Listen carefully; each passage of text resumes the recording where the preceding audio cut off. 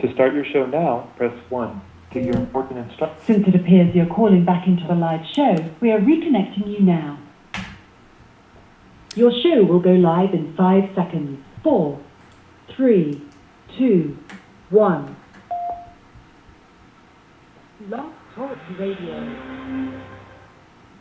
I hear Jacob crying. I can hear him crying.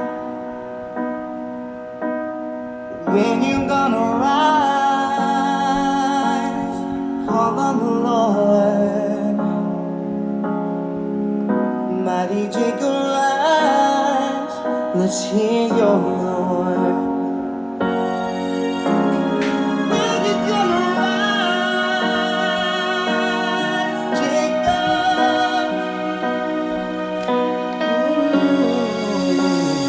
Hear you calling. Hear you calling, Jacob.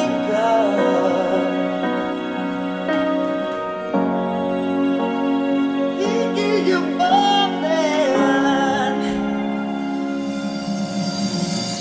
I feel Jacob rising. Can you see? I can see him rising. Jacob, dry your eyes and call on the Lord. Mighty Jacob, rise to be restored. Troubles are growing, Jacob. You need to stop what you're doing. Oh, Jacob. All the promise is waiting. Oh, Jacob. You need to follow the Lord. So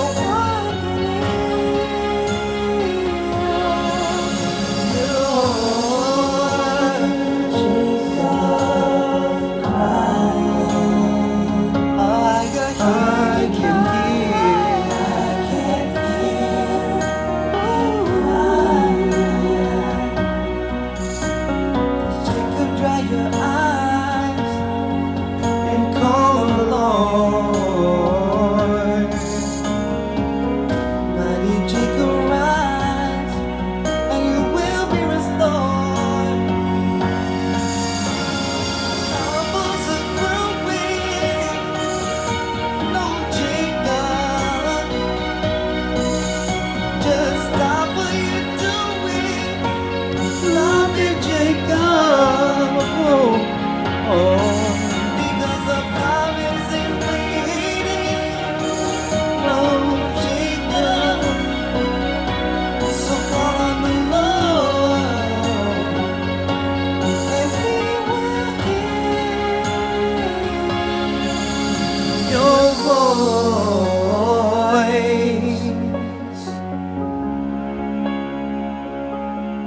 Oh, Jacob, let us hear it. Oh no, let's hear that roar. Let's hear it. Let's hear it. Oh, ooh. Jacob, come and call on the Lord. That's right, Jacob. Come and call on the Most High. Come and call on the Most High. I mean, it's something about that song. I'm gonna tell you that put this work and put the time we're living in into its proper perspective. Shalom, brothers and sisters. I'm Elder Ricard Shiar, along with the elders of the Gathering of Christ Church. Well, some of them anyway, in the room with me today. Shalom, Elder Gabar. Shalom, Elder. How we doing? I'm doing well. Glad to have Elder Gabar, Elder Lawyer. Shalom. And of course, These are my partners in Christ. Ain't no partner in crime here. Partners in crime.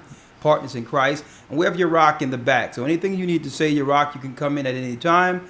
We have a brand new studio. We took a little time to get in, but sooner or later next week, you're going to see the full dynamic of what we have going back here as far as sound and all that goes. And I'd like to thank AC. We would have had the mechanisms going, but one cord was out. And I'll take the blame for that. But jumping right in, brothers and sisters, yes. And I'm going to say this right now, okay? If there's any person, do us a favor. If you're 18 years or under, Over. if you're 18 years or under, 18 years or over, stay tuned. If you're under the ages of 18, please allow your parents to see this because we're going to be going into some things that might, on the surface, we're going to be going into some disturbing things today, this evening. But we're going to take a real critical analysis, a spiritual analysis, to see these things and sift to them for some level of spiritual therapy. Okay? And I say that so that we can fix our curse. And that's why I started off this particular program with I Hear Jacob Crying. And the Most High is calling the children of Israel back. And the powers that be made a concerted effort to destroy Judah, Benjamin, and Levi, the southern kingdom specifically. Okay? Judah, Benjamin, and Levi were targeted above all the other tribes of Israel. And I wanted to focus on that because the highest level of what this world would deem dysfunction. Now, the Bible calls it curses. So it's good that you'll know that when something goes down and you hear dysfunction, I need us to go, from now on, we need to deal with that in its proper biblical perspective and call it curses. Generational curses. If you're under 18, I'm going to show some things today, this evening, that could be quite disturbing. So I would rather you, if you're under 18, to not look at this evening. This is for grown folk. Okay? Parents, our family, men and women of the Most High, Jew and Gentile alike. If you have children that normally watch this with you, please. I know it's going, mommy, don't. And you know it's going to be, mommy. They don't know I'm not looking. I understand, young lady or young man, that you look forward to this, but do your family a solid. That's what we used to call it back in Philadelphia. And allow your parents to have a grown folk conversation with us today. It's only going to benefit you, believe me. So we used to say it, growing up back in the day, your mama would tell you, son, or your father would say, son or daughter, leave the room. Grown folks are talking. Grown folks are talking tonight. And I wanted to talk about this today. Make sure you hit the like button. I'm only going to say it a few times so we can drive the traffic here because, this is going to be deep. Grown folk only. Grown folk only. It's to a degree where I didn't want to be the one this evening moving mics all around because I understand that spirit's going to be jumping. We all need to say, and I'm talking about righteously jumping with points. So we even put a mic over there next to Gabar. Gave him his own mic so I can't be, Gabar, can you speak up just a little bit? Take my mic. Nah, stuff falling out and stuff coming out of, everyone have their own mic. We going in this evening. Topic today. What are you willing to sacrifice to have our children not sacrificed? What are you willing to sacrifice to not have our children sacrificed? Is our topic today. Okay? It's a serious topic. What we're about to go into is going to be deep, but I thought I would take a outside example perspective to show some examples this evening. This way, no one can take anything personal, because what I find is that if you say anything that may apply to any individual, immediately they get offended and shut off. Okay, now that's not constructive or effective for any of us. And understand that when we're bringing something forth, when it comes to knowledge, it applies to us first. So this is nothing personal. Like last week, I made a statement last week, and I said something to the effect, and I think I made it more clear because we didn't have much time Saturday, that we have to start looking at single as failure. And I've seen so many people looking like, no, what? Christ was single, Paul was single. We're not talking about that type of single. We're talking about worldly single. Because those that are single for the Most High has a relationship that they're dedicated to. Okay? I was talking in specific how we immediately, all of us, excuse our behaviors and not realizing the generational curse. That when you make a decision, especially a grown folk after having children or whatever else, that decision no longer affects you as an individual. But what you don't understand are the unintended, let me put we in there. What we don't understand are the unintended consequences. The children. Our topic today. What are you willing to sacrifice to not have our children sacrificed? Okay? Highlighting the subject or the title, Unified Against Evil. Now this system, and right out, folks, for those who don't know it, if you do your research, America patterned its religious aspects from ancient Babylon. Okay? Listen to me clearly. It's a combination of ancient Babylonian rituals, which was a system. It had nothing to do with what church or temple you went to. The whole system required sacrifice. Now, this was primarily a Gentile practice.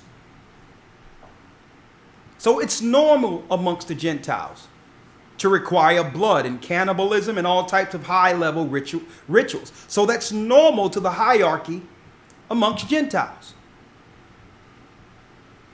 So you have to realize Babylon constructed of a spiritual component of the Babylon. America comprises of the spiritual aspect of Babylon, but it needed the slave labor of Egypt.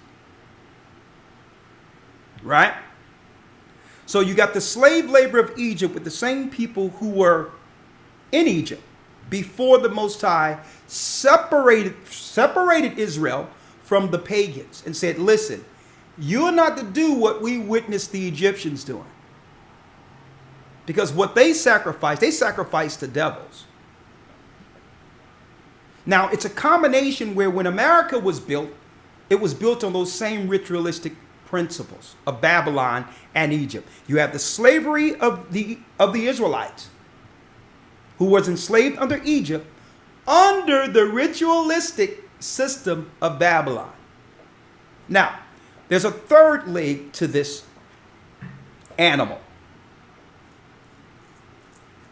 The Most High says our dead bodies shall lie in the street 3 days in that city which is spiritually called Sodom and Egypt. So you have another component, Sodom and Gomorrah. All three make what we know today as America and the Western world, which is the spiritual and political leg of the Western world's power. Now, why am I bringing that out with unified against evil? There's nothing we can do as a people. Nothing. Zero. If your children, get out of the way because we're about to go in. There's nothing we can do about the evil which is at the base of this construct. You can complain about it. You can say it's wrong. You can say it's heinous. You can stick your head in the sand as if it doesn't exist. But guess what? You cannot ignore it. You can stick your head in the sand, but it's affecting you. It's affecting all of us. Okay? No longer will we go back and make an excuse for our curses. I would call it dysfunction, but that's how the world throws you off. We can't say, well, I'm like this because of I've been programmed to be this way. I'm like this because of the Willie Lynch syndrome. I'm like this because the white man did this to me. I'm like this because some outside component affected me that turned me this way. Male or female. No more complaining about it. From now on, what we're going to do is we're going to find what the original construct against Babylon, against Sodom and Gomorrah, okay? Against Egypt. We're going to find that component and we're going to live that component. Because that's the one component evil fears. And by doing so, protect our children. It's time to arm ourselves with the full armor of the Almighty, because guess what? They're at the door. They're the people in the midst of these cities right now, burning things up. These are not black people. This is no George Floyd thing. Black people was just a cover. They just needed us to go out there and grab the TVs and all that so that we can be the smoke screen for the evil. They're at the door. And I'm going to tell you, there's not going to be no more excuses for this, because if we don't, as a people, gain this hedge in this time of calm, I'm going to tell you, there's no one going, there will be no one left for you to complain to or give an excuse to of why it happened. And that's why I went into about being single right now. You don't understand. You have no idea why they're trying to defund the police, folks. That's right. You have no idea. God's people are coming back to the law, statutes, and commandments. And the reality is this. The other nations, the Gentile nations, were sacrificing their own children as part of their political and country construct. When you go throughout all of history, the Gentile nations, the heathen nations at the base dealt with child sacrifice. Now, here's the benefit for them. You know what benefited them? What happened was, when we fell as a people, as a nation, now they had access to sacrifice and spare their own. They had access. If we can now make a dysfunctional, if we can make this curse they're under dysfunction mainstream, we'll have continual access to children to be sacrificed. We'll just call them underprivileged. But if we can funnel them into our Babylonian machine, we'll be able to sacrifice more so them than choosing our own children to be sacrificed. Listen to what I'm talking about here. We have to be unified against evil. And I'm 5 minutes over the presentation, but let me dive right in. We have to first set the standard. Anything less than this is evil. Why did the Most High make man? Why? Now we're going back to the law, right? Going back to the law and the original construct, because the children of Israel, hey, folks, we have to be built. We really have to get built from ground up. Let's go into the Bible real quick. If you don't believe in the Bible, stay broken. It's not up to me to convince you that the Bible is the book, that the Bible has all the answers, because we've tried it every other way. And look, let's go real quick. Elder Lawyer, let's get man first. Yes, sir. This is the book of Genesis, chapter 2, verse number 7. Come on. And the Lord God formed man of the dust of the ground and breathed into his nostrils the breath of life, and man became a living soul. Now you notice when most go into Adam and man, dust of the ground, and I've seen so many people deal with Adam, and they go straight to, okay, he must have been black. They go straight to color. Let me tell you, and I believe that's a curse in itself. We, the original man, we were black. Well, okay, original man, black original man, what is the responsibility that comes with that? How do the first black man, how is the first black man subservient to all other nations? So what is that? Is that a badge and honor that you're celebrating having everything only to lose it? So what comes with this man? See? What comes with this man? It's not about blaming men either. Because we're really going to focus on the children here. Because that's another component Satan uses. Julius Caesar, Roman Empire, one of his greatest psychological weapons was divide and conquer. You can control a family for at least 4 generations if you separate the husband and wife. That line becomes splintered. You separate the husband and wife, and Julius Caesar knew that it would take 4 generations to where one of their children would wake up and say, listen, I don't like how I'm feeling. I can't continue like my forefathers. It's time for me to look into my genetic code, look into my curse and fix it. He knew it. He knew at least that his children could have 200 years of servants if he could divide man from woman. Just one household fracture. Think about that. 200 years servants out of that. Now think about that across the board. Julius Caesar understood this.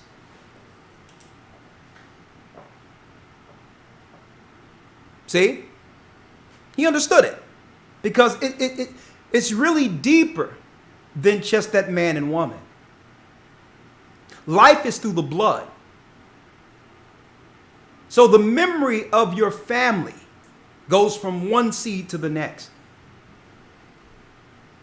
The memory is still in the blood. So if there's fractures, if there's destruction, if one blaming the other, you're going to find that the daughter will grow doing the same thing from that same family. The young man will grow and begin to do the same thing and think that it's all just coincidental or societal. No, it's in your genes. Until someone wakes up and say, you know what, I'm not playing the game no more. I will no longer make an excuse based on what happened with my forefathers. Why? I have a choice to not live like that. I have a choice. So we're going to deal with the man real quick. Right? And I hear Willie Lynch also, you know, and it sounds deep, and that's okay. I've been broke down Willie Lynch before, but guess what? Willie Lynch is dead.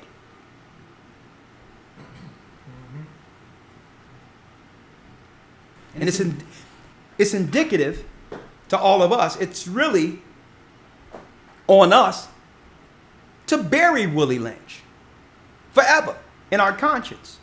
And I'm going to show you how. Let's deal with man real quick. Read. Yes, sir. Genesis chapter 2, verse 18. And the Lord God said, "It is not good that the man should be alone. I will make for him and helpmeet for him, or I will make an helpmeet for him." Now you notice the Most High said it's not good for a man to be alone. He gave man full dominion, which means a man was meant to run things. Anything less than that, I don't care what they try to claim, anything less than a man running things is feminine. See? That's simple. In the beginning, the Most High made man in the image of the Most High made he them, male and female. The Most High is 100% masculine. That's it. He's a man of war, no femininity in him. 100%. That's how he made the original man. That's how he made the man. Which means the man called the shots. Now, a man can't call the shots if he's feminine.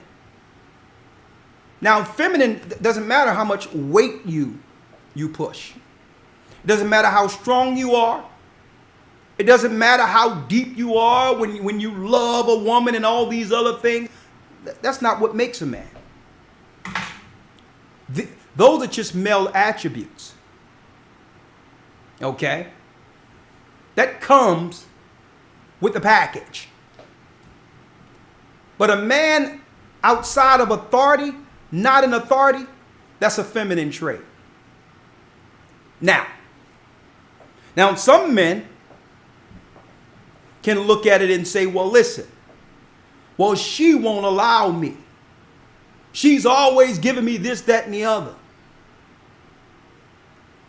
Guess what? You don't have no power over what she do. That's her body. But you have power over what you do. Okay? A man will never be emasculated. Okay? Here's the reality. Okay? For every man, and that's including the ones that don't even act like a man, how many women out there without one? It's called supply and demand. The Bible says a man shall be like pure gold. With the influx of the incarcerations, the feminization of men, homosexuality, on and on and on and on, folks, women really don't have any men to choose from. So instead of you understanding that you are the prized commodity, you're caught up into this.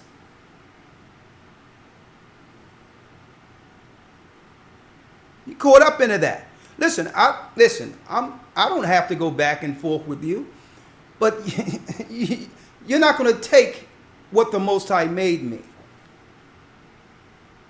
Obviously, if you're going to argue back and forth, you want a woman. I'm not into that. Okay? Power isn't solely, listen to this clearly, power isn't solely magnified or measured by finances. That's how they divided us into having us believe that.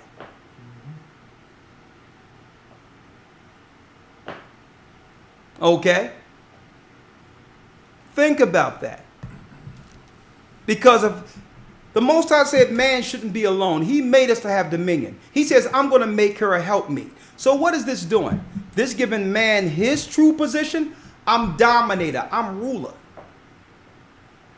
And given her position, a woman was made to help meet a man's requirement for the Most High. That's it. That's her position on earth. There's nothing more or less, and it doesn't matter what college she went to, and it doesn't matter how much money she makes. Okay? Women were made to be a helpmeet to man. Now, I don't care how much you would want to try to fight against that. That's what the Babylonian system does. But we're looking at a community suffering, not understanding that.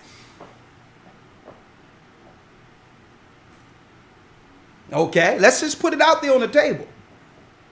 First of all, I was made to be a man with full authority, with an obligation to the Most High to finish according to his will in me, to establish the law and judge the earth righteously. Man. Woman, I'm here to help you with that. Let's read it. Genesis 2:18. And the Lord God said, it is not good that the man should be alone. Okay, read. I will make him an helpmeet for him. I will make an help meet for him. So why were women made? Women made. They weren't made to rival the man.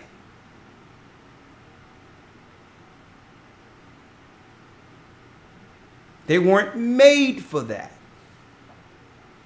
But then on the other side, a woman, well, I want to be a helpmeet, but he ain't do this and he ain't doing that. Okay, good. I understand that. And I just got on the men with no problem, didn't I?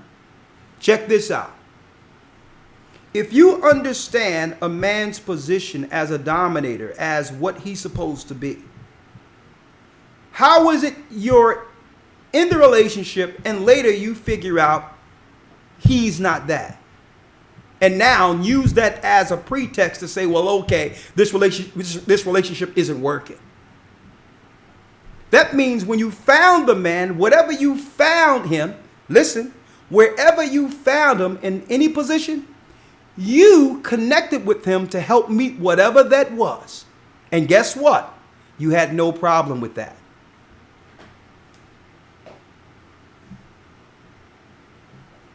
You seen him. You spoke with him. You went out with him. Y'all talked together. Y'all spent time together. And everything you seen of that man, you said, you know what? It doesn't matter how high or low or where he is within society. You decided to help meet wherever he was. You became the help meet to that. That's not his fault. That's not his fault. You can't look at it and say, well, I thought he's going to change. Folks, the Most High didn't say, well, you know what, Eve? I'm going to pull you out of Adam to bank on Adam's potential.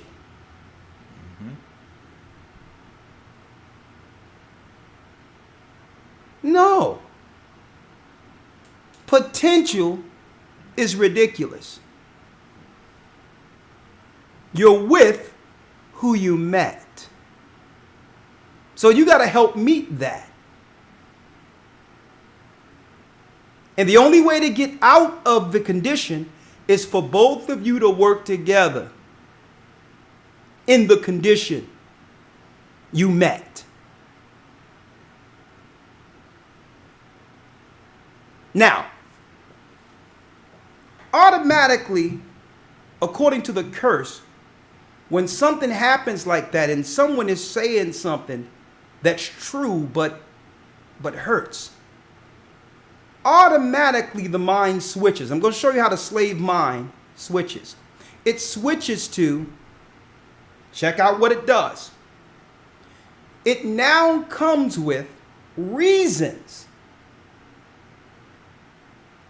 Not that what's being said is wrong. It now comes with reasons now. And the reasons are now, well, you know what? But she's doing this now. and he's doing that now. And what happens is either side start throwing around words like abusive. Because who's going to disagree with abusive? Who's going to say, well, stay in an abusive relationship? So automatically it switches to abuse. You know what that is? Think about that. We stop talking about the solution to now focus on the individual. Now we're on the individual. The family now isn't discussed. The victim is discussed. And through that comes a wedge between the two. And the victim end up doing what? Through generational curses, making those under them the victim. Now, the victim never stops becoming the victim. Boom. The relationship splits, and this victim doesn't stop with the man or woman. The spirit of victimization continues as a generational curse. And what happens is, listen, everyone's the enemy. Anytime someone comes to correct them, even their own children, they play victim because it worked. Solution wasn't on the table. I need to become a victim to do what I want to do, and it worked. But then you're teaching our children what?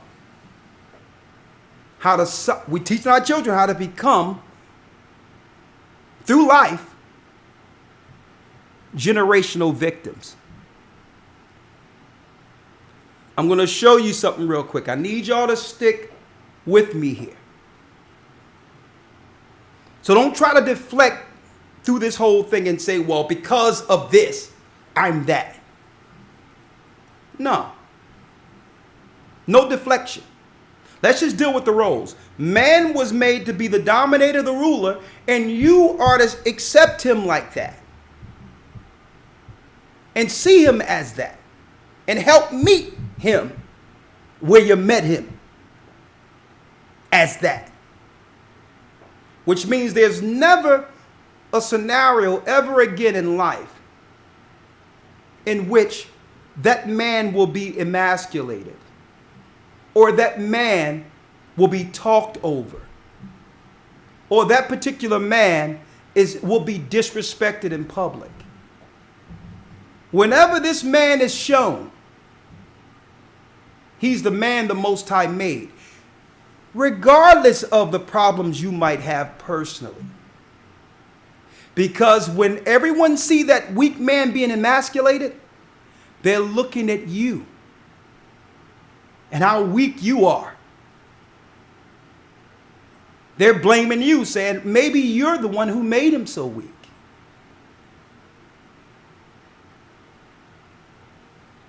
So you think that they're just looking at him as the weak one. You'll even tell everybody, I don't know what this guy, he ain't knit that up. You'll say all that, but people ain't receiving it how you are conveying it. They're conceiving it as not he's weak, not just him being weak. You chose him. So it's about you making sure that man is presented as the Most High made him at all times, even if there's issues. Okay? Because it always come back to, if you complain about either side, whatever the case is, it always going to come back to, okay, all these issues, you was with him how long?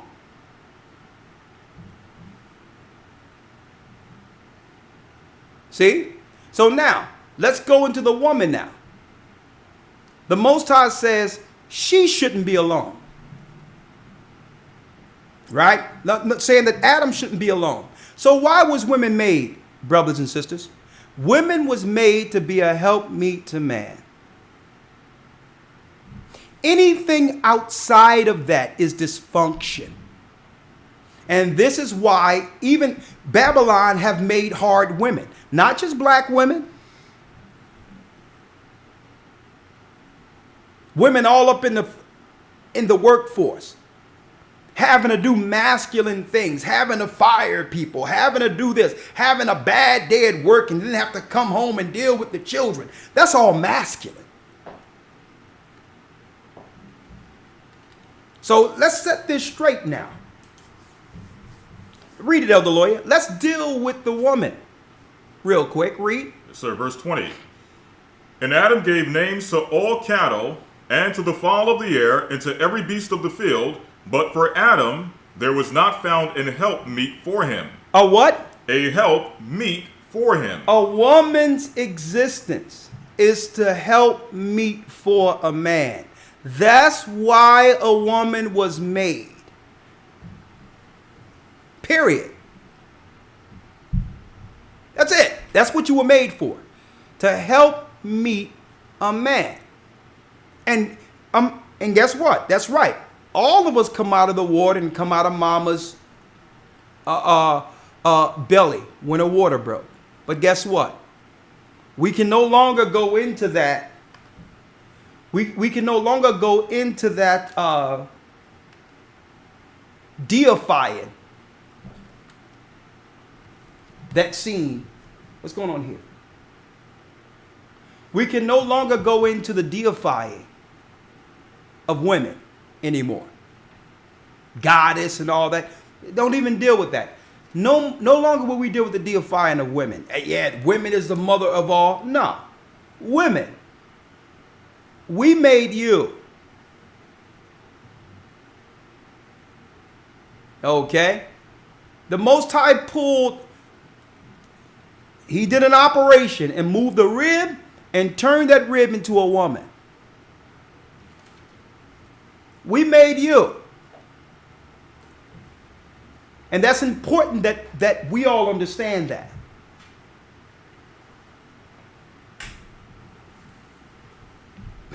Out of nowhere, this thing just started. One moment. This thing started acting out. One moment. It's coming back. You seen that? Yes, I know that. It's okay. Out of nowhere. But listen to what I'm saying, folks. Woman, you come from man. Woman means from man. Babylon, confusion, has broken that agreement, that covenant, divide and conquer. Now, the reason why I'm going into this tonight is why. What we see, what we witness in this generational curse, it disproportionately affects poor people, our people, the children of Israel. It doesn't take the other nations too long to keep things together. Even if they're dysfunctional, they can snap it back because they didn't go through a generational curse of hundreds, if not thousands of years. So what works for them doesn't work for us. Okay. Feminism doesn't work for our women like it works for them. That's right. Okay? We lose in the end of that. The only isms that work is male and female according to the Most High for us. And the Most High made it that way on purpose. The other nations under Moloch always dealt with some type of evil and confusion. Always. One moment. Finish reading, Elder Lawyer. Genesis 2, verse number 21. Yeah. And the Lord God caused a deep sleep to fall upon Adam, and he slept, and he took one of his ribs and closed up the flesh instead thereof. So, woman, you're from man. Woman means from man. Now, this is to bring things in proper perspective, in order, right? This is not to brag. This is just the way it is, right? Woman comes from man. Okay? Now, finish reading, Elder Lawyer. And the Lord caused a deep sleep to fall upon Adam, and he slept, and he took one of his ribs and closed up the flesh instead thereof. Come on. And the rib which the Lord God had taken from man made he a woman, made he a woman, read, and brought her unto the man. and brought her unto the man.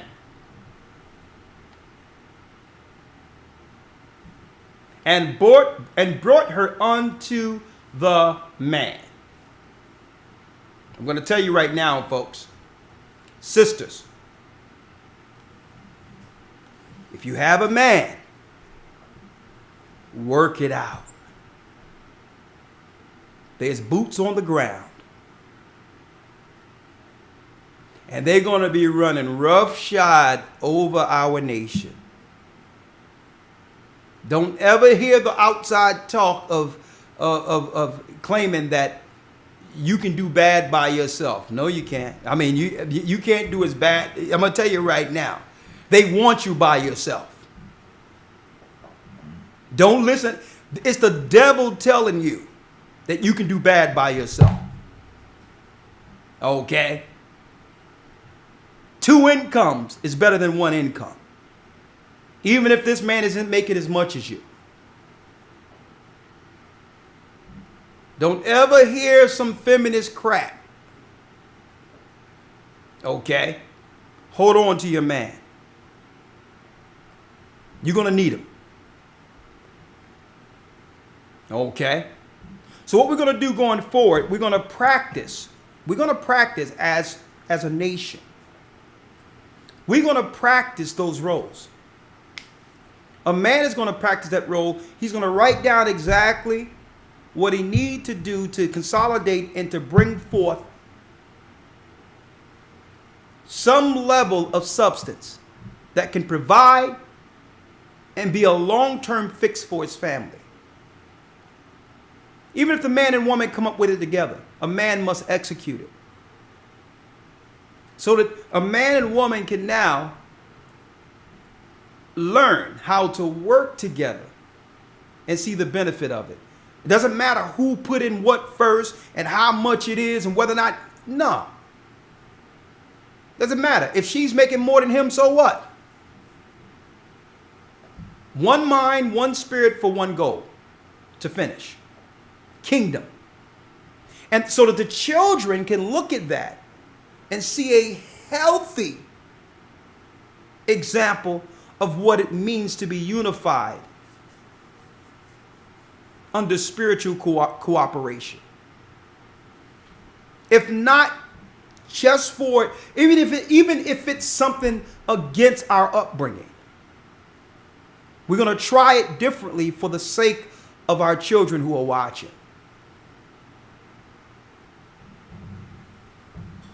Now,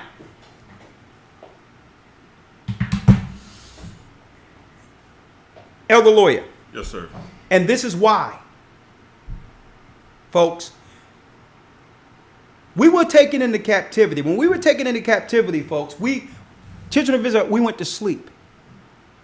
And we woke up into a world that was totally contrary, morally, to our world. Totally. Once this lesson is done, once this conversation is done this evening, folks, you will have the proper perspective. I hope you have the proper perspective concerning this, folks. Because we woke up into a world that was totally morally corrupt, contrary to our genetics, contrary to our value system. And Satan slowly acclimated us into it. But the world we're being acclimated into, you know what I'm going to do? I just need you to read, Elder Lawyer, in 2 Kings 17, when the 10 tribes, the North American Indians and others, were taken out of the land, and Gentiles came into the land. I need you to now read the practices of the Gentiles who came in. Now, this wasn't a new practice. The Gentiles were always sacrificing children. Why? Because they were led by the Nephilim, who were before the flood, who was doing what? Cannibalizing, drinking blood, all of that. Satan first cities the cities he had in India originally. These cities were straight cannibalistic cities. So when we fell as a people, we were acclimated into this satanic republic.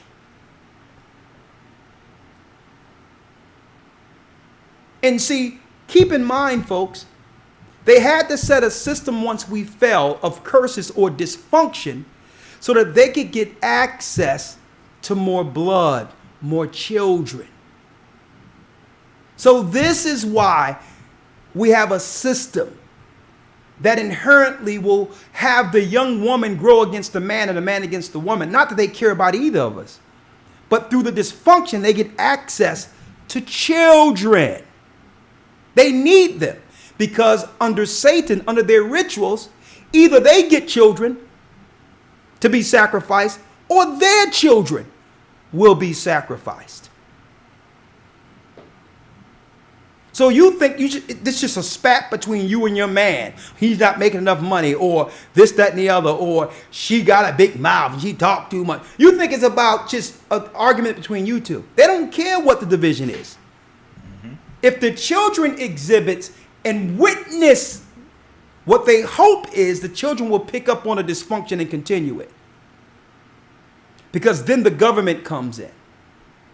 And the government has trap doors in each area waiting for children.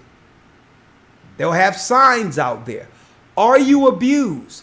Are you being hit by your man? And they'll have someone with a black eye on a big billboard, call this number. You think they care about the woman getting slapped around? These are the same people that enslaved the children of Israel, threw us off ships to sharks, came over to a new land, raped the people, and killed the people to get the land, and they care if someone is knocking you upside the head? No. They don't care. They want the woman to call the hotline. Why? Because the first thing they'll ask is how many children you have in the home.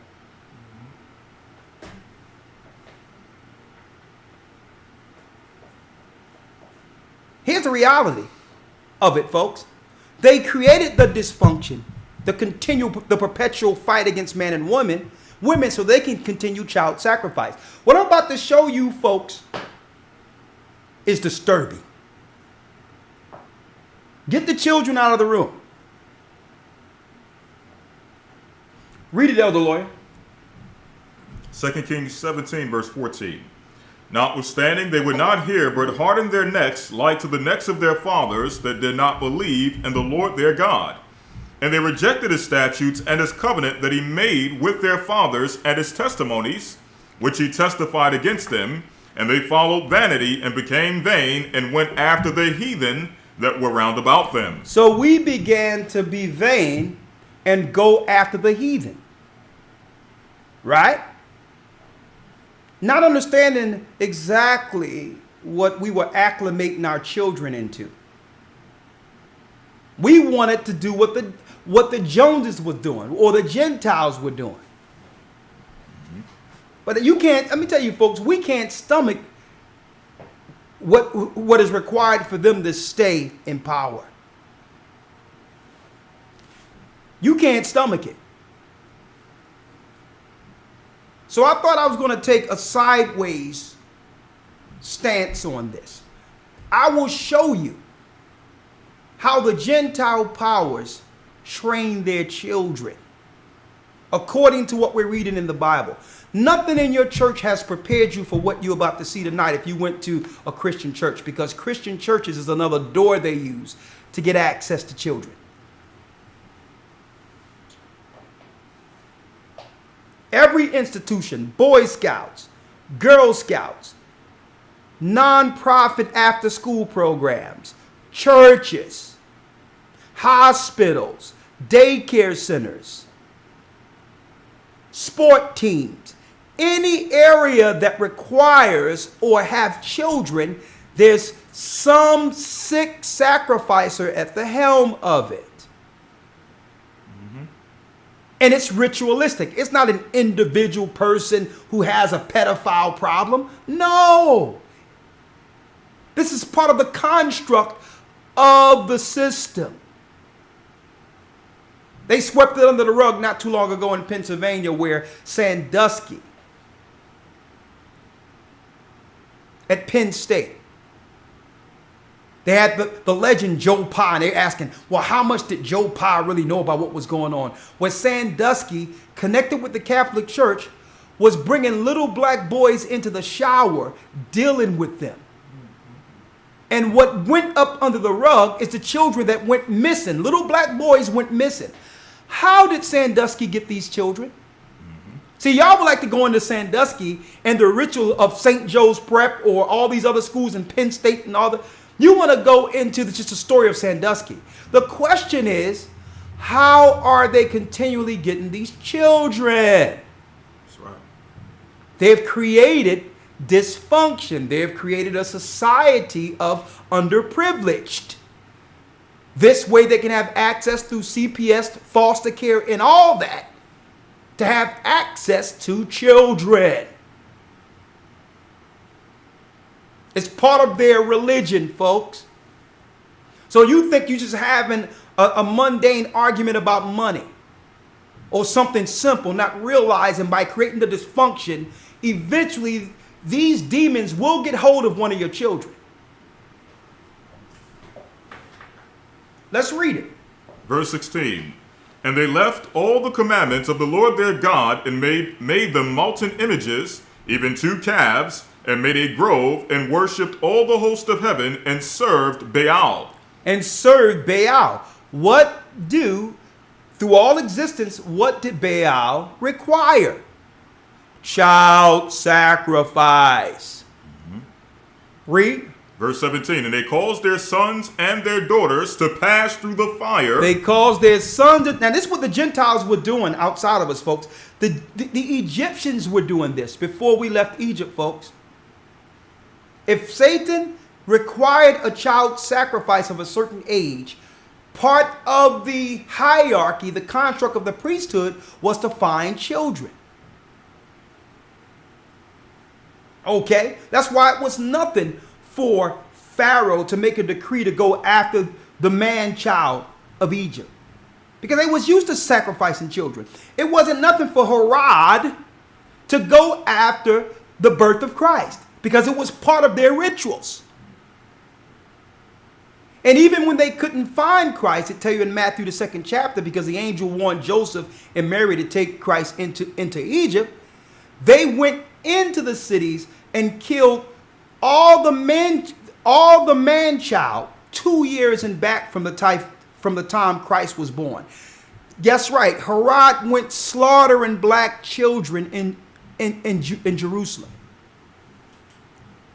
because it's part of their religion, folks.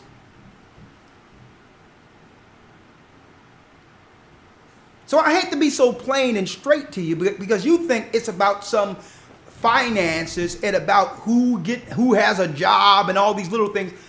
The powers that be looking at these little spats and saying, well, listen, you keep on arguing back and forth. This dysfunction, it will allow us in.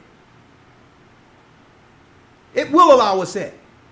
Oh, y'all having problems here. We need to take the children and put them in a safe place, because y'all two grown people don't know how to act. Okay? So we'll take good care of your children.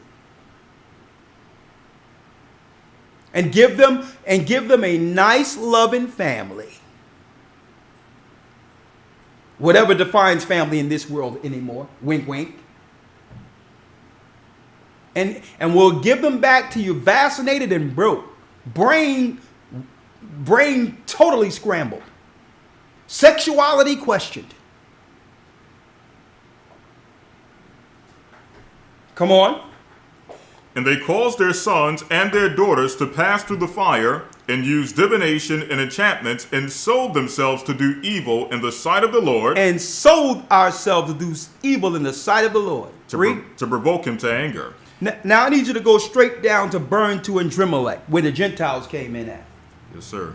Jumping down to verse number 24. And the king of Assyria brought men from Babylon, and from Cuthah, and from Ava, and from Hamath, and from Sepharvaim, and placed them in the cities of Samaria instead of the children of Israel. Read. and they possessed Samaria and dwelt in their cities. And they went into, speaking of Gentiles, they took us out of the land and put Gentiles in the land. Check out what the Gentiles did to children when they got there. Let's go straight to what they did with the children. Verse 29, howbeit every nation made gods of their own and put them in the houses of the high places. High places, which were their temples, like your churches today. Read. Which the Samaritans made, every nation in their cities wherein they dwelt. And the men of Babylon made Succoth-Benoth, and the men of Cuth made Nergal, and the men of Hamath made Ashima, and the Avites made Nibhas and Tartak, and the Sepharites burned their children in fire to Adrimelech. Burned their children in the fire to Adrimelech. See, this is why your good old Christians don't want you to read the Old Testament. They would like you, just go into salvation and go into Jesus. There's a lot of bad stuff back there that would actually expose the hierarchy of churches today. We're living in a world now where a pastor, a so-called man of God, can be outright raping little boys, outed as raping little boys, and be held on a throne, held on 4 sticks on a throne, and have a Torah wrapped around him, which is nothing more than a Prince Hall ritual. Huh? We're living in a world now where black boys who were meant to save our nation get raped by a black man called a preacher. And the whole church defend him to a degree in which, hey, they'll hold him up on sticks and wrap a Torah around him and say this is a man of God.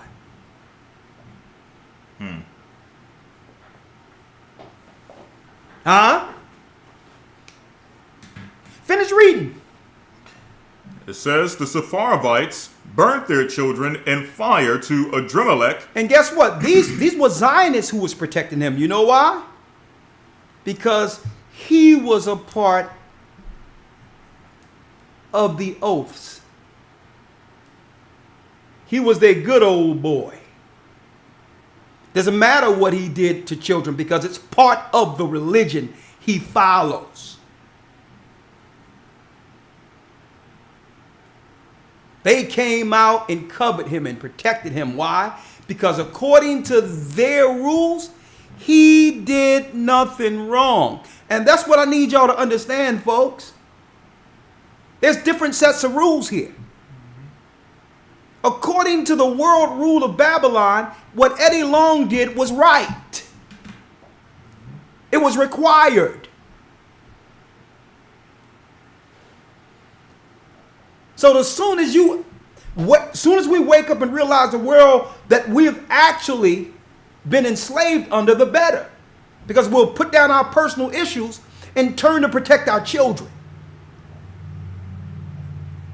According to the system Eddie Long was assimilated into, the system that upheld him and moved him into prominence, according to that system, he did nothing wrong. A matter of fact, what we found out is probably the lightest things he had to do to get to that position.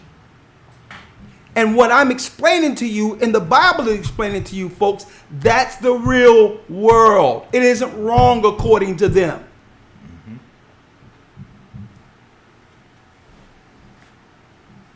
Read it. It says here, verse 32, so they feared the Lord and made unto themselves of the lowest of them priests of the high places, which sacrificed for them in the houses of the high places. Now, before you go there, I need you all to look at your screen real quick. On your screen real quick, I pulled up an old article. This is from Reuters. This is Reuters. Mainstream media, and you know, I went all the way back for this. Story Reuters this story came into play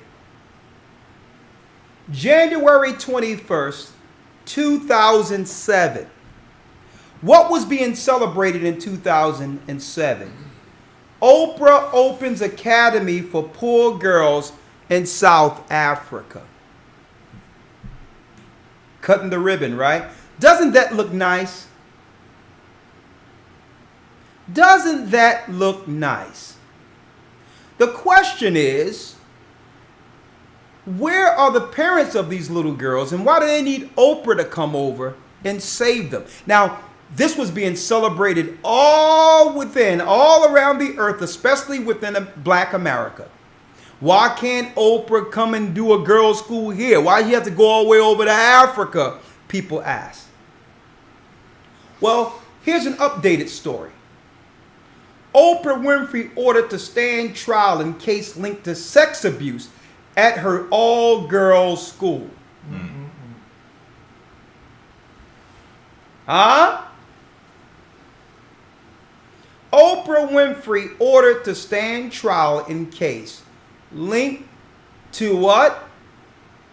Sex abuse scandal at her all-girls school. And guess what? This happened 3 years later, March 17th, 2010, without this getting any airtime. Never heard of this other. You never even heard of it, did you? I heard about she saw in the school. I didn't know it was a sex scandal. They swept it under the rug. Because really, it wasn't a school about helping black girls in Africa. There's enough black girls need help right here. That's right. But this was really an undercover alleged sex trafficking ring that they set up in Africa to move underprivileged children for their pleasures and sacrifices. Now, if Nick Cannon say he's a Jew, every circulation now comes together and say it's anti-Semitic, and they'll rally it together. If Ice Cube put up a picture of black people being the real Jews, automatically all of the media around the world will triangulate against it and attack it. But yet, this happened 3 years later and no one said anything. Why, one might ask? Why? Well, look at your screen. I'm going to get that in a second. I need you all to look at your screen real quick. Real quick, let me see here. Look at your screen real quick. I'm going to put this in front of, I'm going to blow it up so you can see it. Who's that right there with Oprah at the party? Oh, that's Weinstein.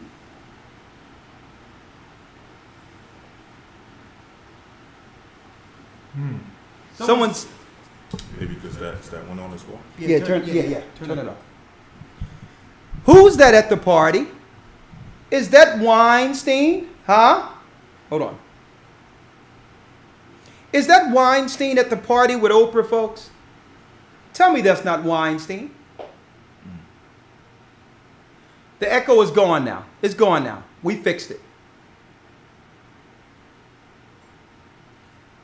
Is that Weinstein right there?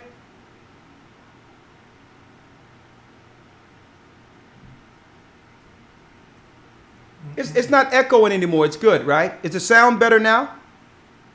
Oh, I know what it is. It's still echoing? Oh, it's better now, right? Good, better. Okay, it's better. Yeah. Okay. Yeah. Yeah, because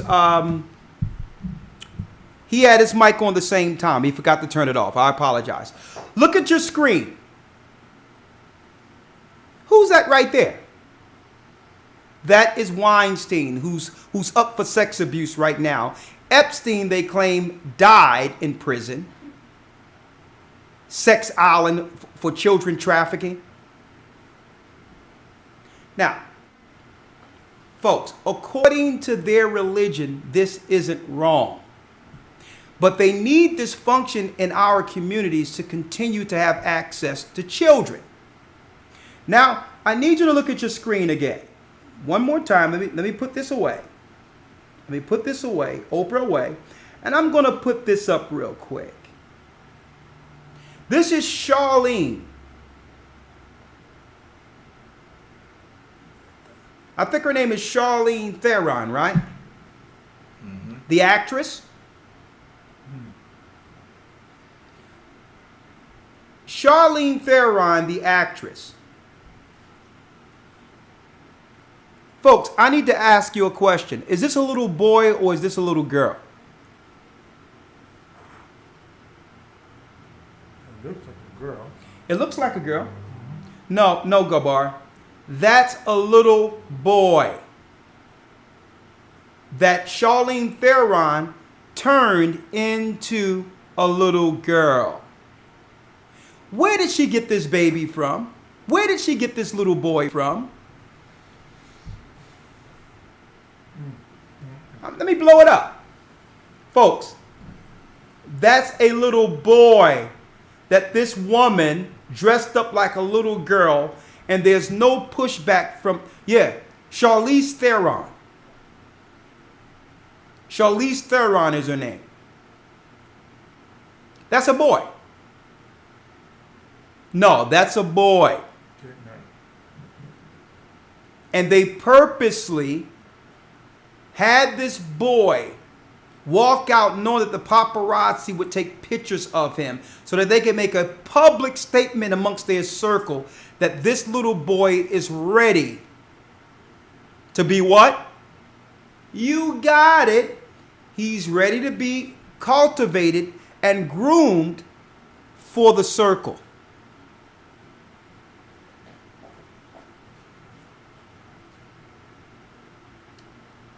That's a little boy. Now, here's the alarming part of this, brothers and sisters. When she first adopted this little boy, she was being celebrated as a savior, a superwoman for adopting an underprivileged child from Africa, a child that needed a better home.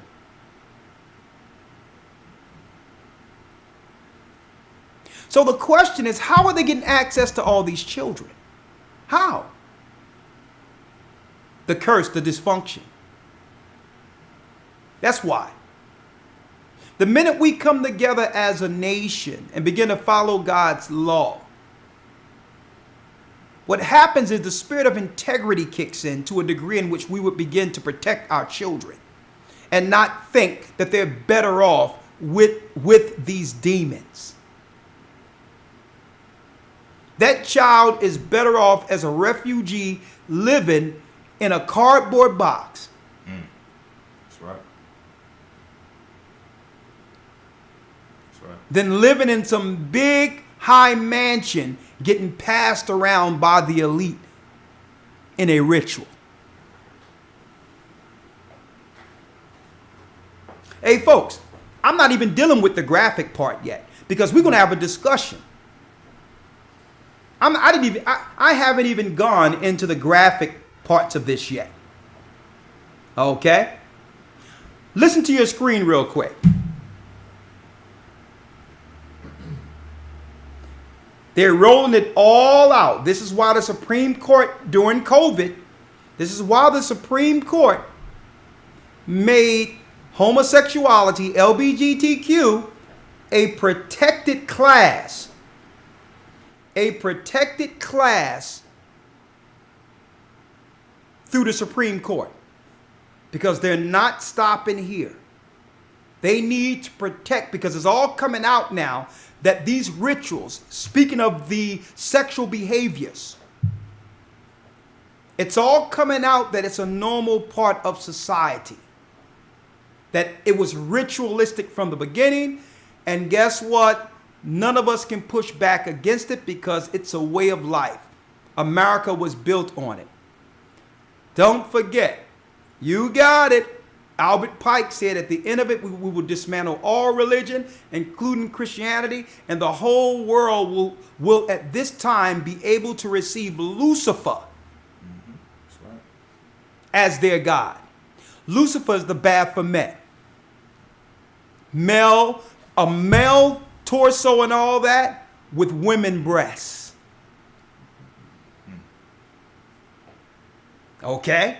A male member, that's right. The Baphomet would be considered a transvestite.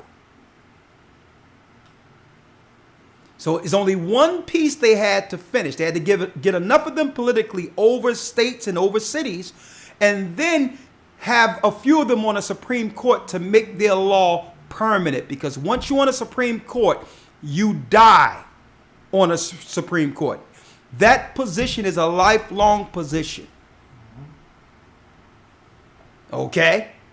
So they've been working progressively to get it into law so that it cannot be put out the books where dealing with children now is legal. How did they acclimate us into accepting LGBTQ and all that? You thought it was about marriage, didn't you? No, it wasn't. It was about when they can no longer hide their true religion, they would then need to make it a law where no one can do anything against it. So they came in with, I was born this way, right? Mm-hmm. Listen to this. And then we're going to open it up. So while you sitting there thinking about arguing about relationships and all that, understand that they need your dysfunction to get more Don Lemons. To get more of that little child, that Charlize Theron turned into a little girl, being passed around by the elite. To get more of those little girls under nonprofit, like Oprah Winfrey got to traffic amongst the satanic elite. Check this out.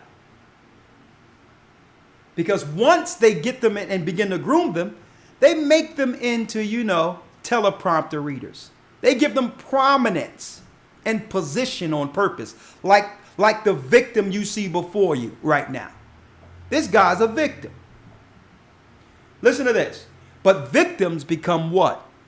Victimizers, predators. Listen to this.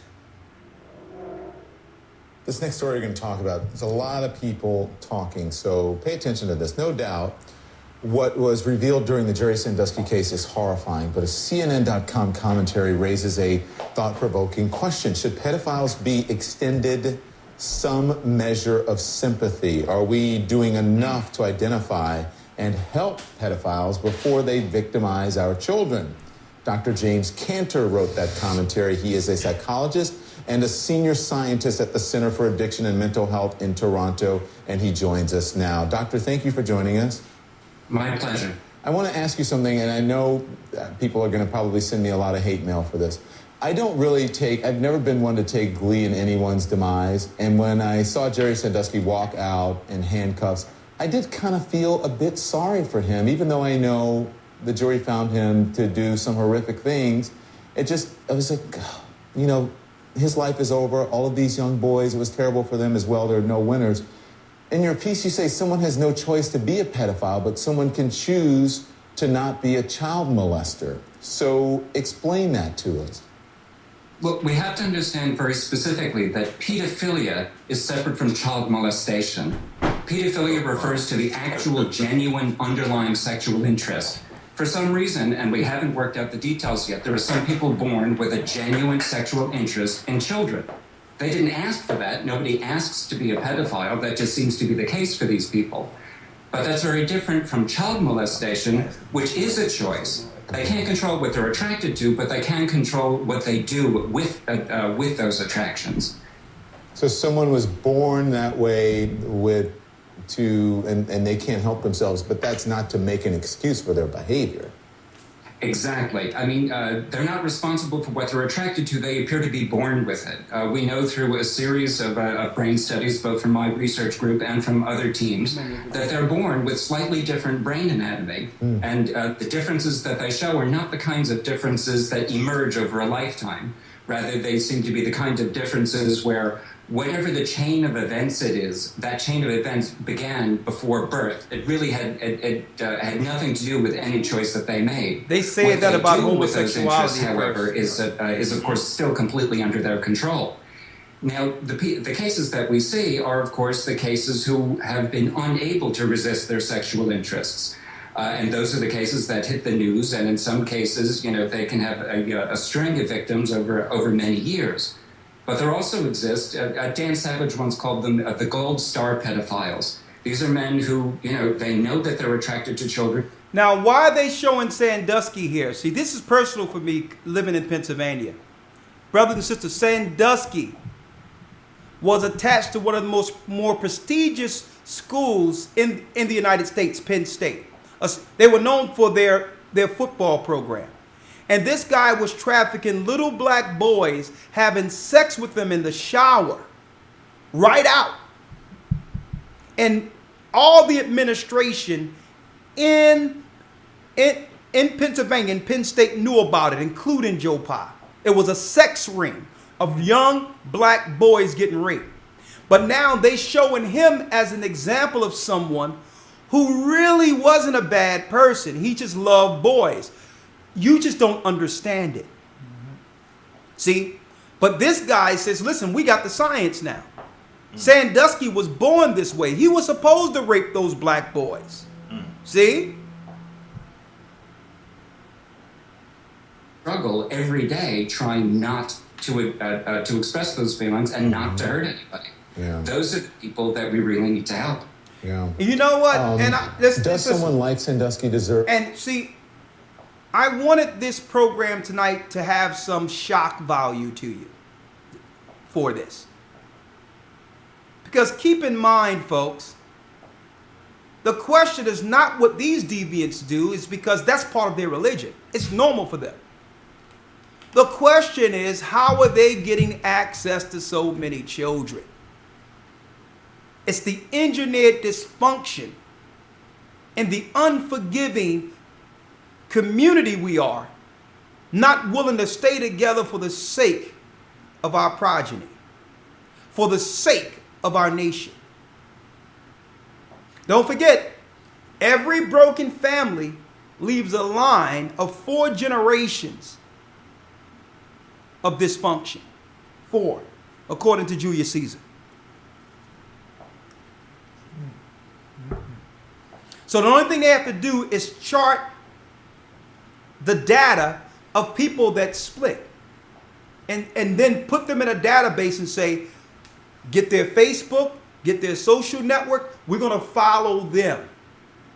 Once that family split, we're going to follow that fracture all the way through, and we'll get at least 15, 20 children out of this. How can we chart it? Oh, family court. They come in the door divided. Put them in a database. We're going to get at least 15 or 20 children out of this particular scenario down the line. And this priest will have that boy. This freak that's over industry will have that little girl. And we'll be able to do our Moloch sacrifice continually without them even knowing what's going on. Sympathy, I mean, in your experience, are people who prey on children, are they misunderstood?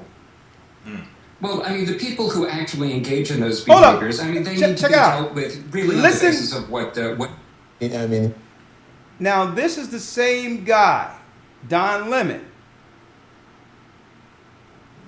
that on CNN came down on the likes of Nick Cannon. Check out his sympathy. Listen to his line of questioning. Listen to his line of questioning, folks, again. Don Lemon, the anchor here. are people who prey on children, are they misunderstood? Well, I mean, the people who actually engage in those behaviors, I mean, they need to be dealt with really on the basis of what it is that they did. There's nothing in any research that says that somehow they're not responsible for their behavior. But the day before somebody becomes a child molester, they weren't a child molester. It was in that day when they felt like they had nowhere else to turn, nobody to talk to, nobody to unburden themselves, when they felt the most desperate. That's when they needed to, for example, go to a psychologist. Yeah. But the way that the rules are set up today, if they go to a psychologist, that psychologist has to report them. Yeah. So rather than having a society where people can go in and get the help they need, we have forced these people to be out on their own, unsupported, and then we damn them when there were no supports available to them ahead of time. I think society as a whole would be much better off if these people had an alternative, if they had someone or some way that they could turn to, some group, some institution, some helpline, in order to prevent them from going from just a pedophile to an actual child molester. Well, it's very interesting stuff. I mean, how can you defend, and many people will say, how do you feel sorry for someone who rapes a child? And even there are people who do it to, quite frankly, babies. And I don't know if that person deserves sympathy, but... Well, sure, but that's now holding somebody responsible for their behavior, which is appropriate. Yeah. But before they engage that behavior, they're not responsible for their sexual interests. Yeah. If we were able to identify these people, for example, very early on and help provide them with the tools to control their own behaviors and their own interests, then we could prevent them from becoming a child molester. Yeah. So much of society right now is built into revenge and being punitive. But we could probably do a lot more people a lot more good if we got in earlier and just helped them deal with their interests before they actually acted on them. All right. Thank you, Dr. Cantor. Interesting stuff. We appreciate it. Okay. Elder Gabar, show me what you have on your phone real quick. I actually send it to your Skype, but I could show you here in my phone as well.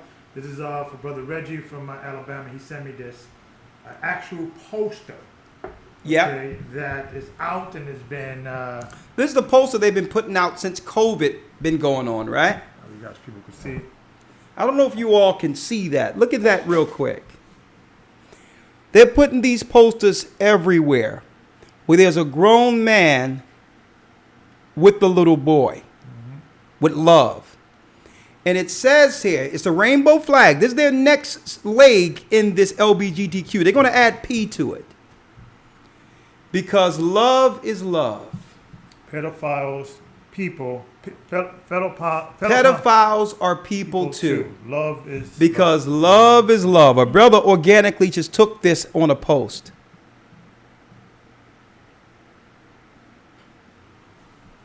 Now, one other thing. Now, last but not least, take your children away because this is what we're here for. What you're about to see is why we're here. One moment.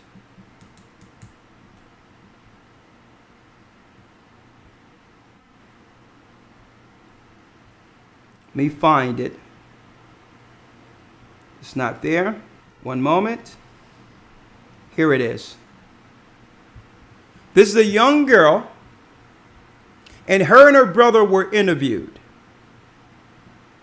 Her and her brother were interviewed because they were actually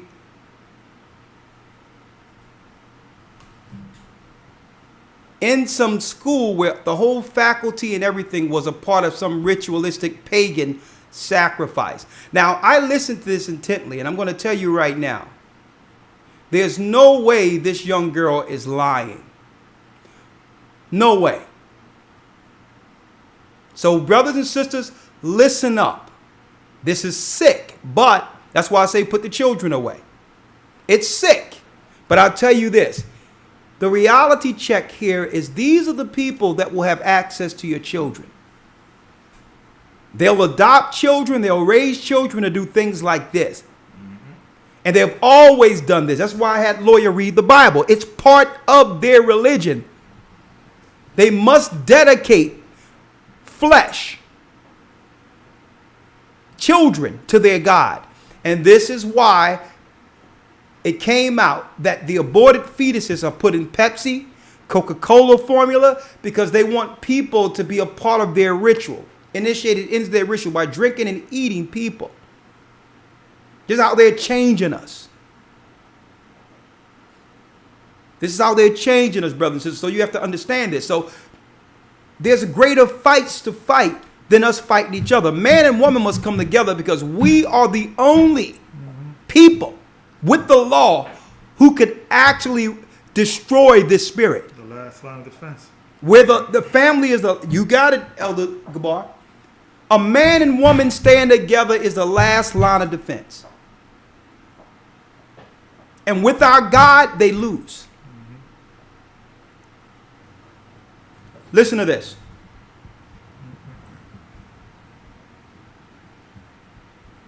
And then after this, of course, elders, we can have the conversations and we'll open up the line. And of course, lawyer, I'm going to ask your opinion. Let's go. But listen to this.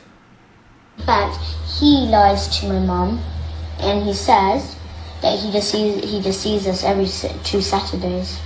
Do you That's see him every court 2 Saturdays? orders. Okay. So Do you that- see him every 2 Saturdays? Nope. We see him every single day. Every single day. And how do you At do that? school, he comes to our school. Oh, does he? And what does he do at the school? He does sex to us. He kills babies there. Right. We eat babies. We drink their blood. Okay. Because this is how we do it. So that on Wednesdays is the most special, busiest day, special day. Right. Okay. We'll take it little bit by little bit. So, you say your dad comes to your school every day. Yes. What does that mean? He comes That to means, school every so day. that means he comes like whenever we have school on Saturdays. He comes and sees us there.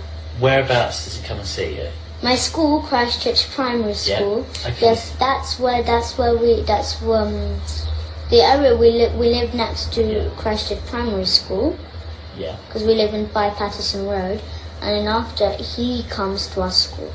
Right, okay. So who drops you off at school in the morning? My mum. So you get dropped off at school. Yes. When you get dropped off at school, what do you do then? So then they check if the coast is clear, if my mum's not there or anything around the area. Okay. So they go, Mr. Morris, the caretaker, Yeah. he goes around the school areas and checks if my mum is there or anything, like if the coast is clear. Right.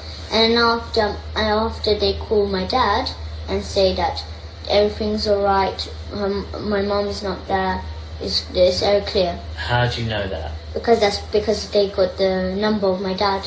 And how do you know that? Because I heard them talking to my dad.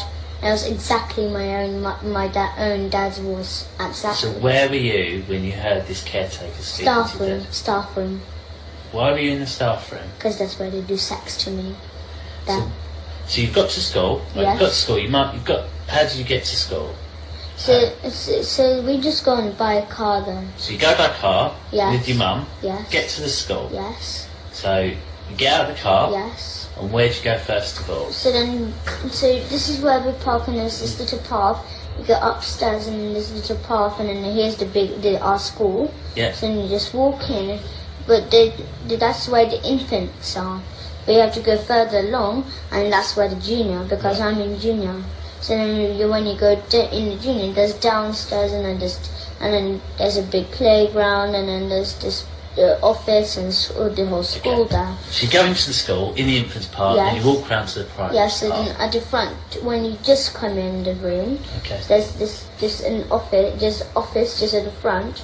There's a door going in the hallway where we do assembly, Yeah. and on the left, you go in and there's the headmistress office there, Okay. and then the staff toilet, and it's just this like where the teachers go and do the typing and work. Yeah.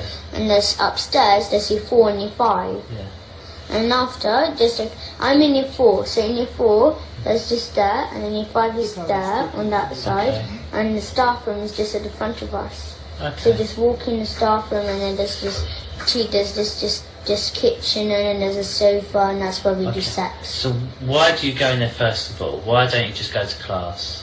We go to class sometimes too, yes. Right. So We go to class Okay. sometimes, yes. Okay. So you go to class. Yes.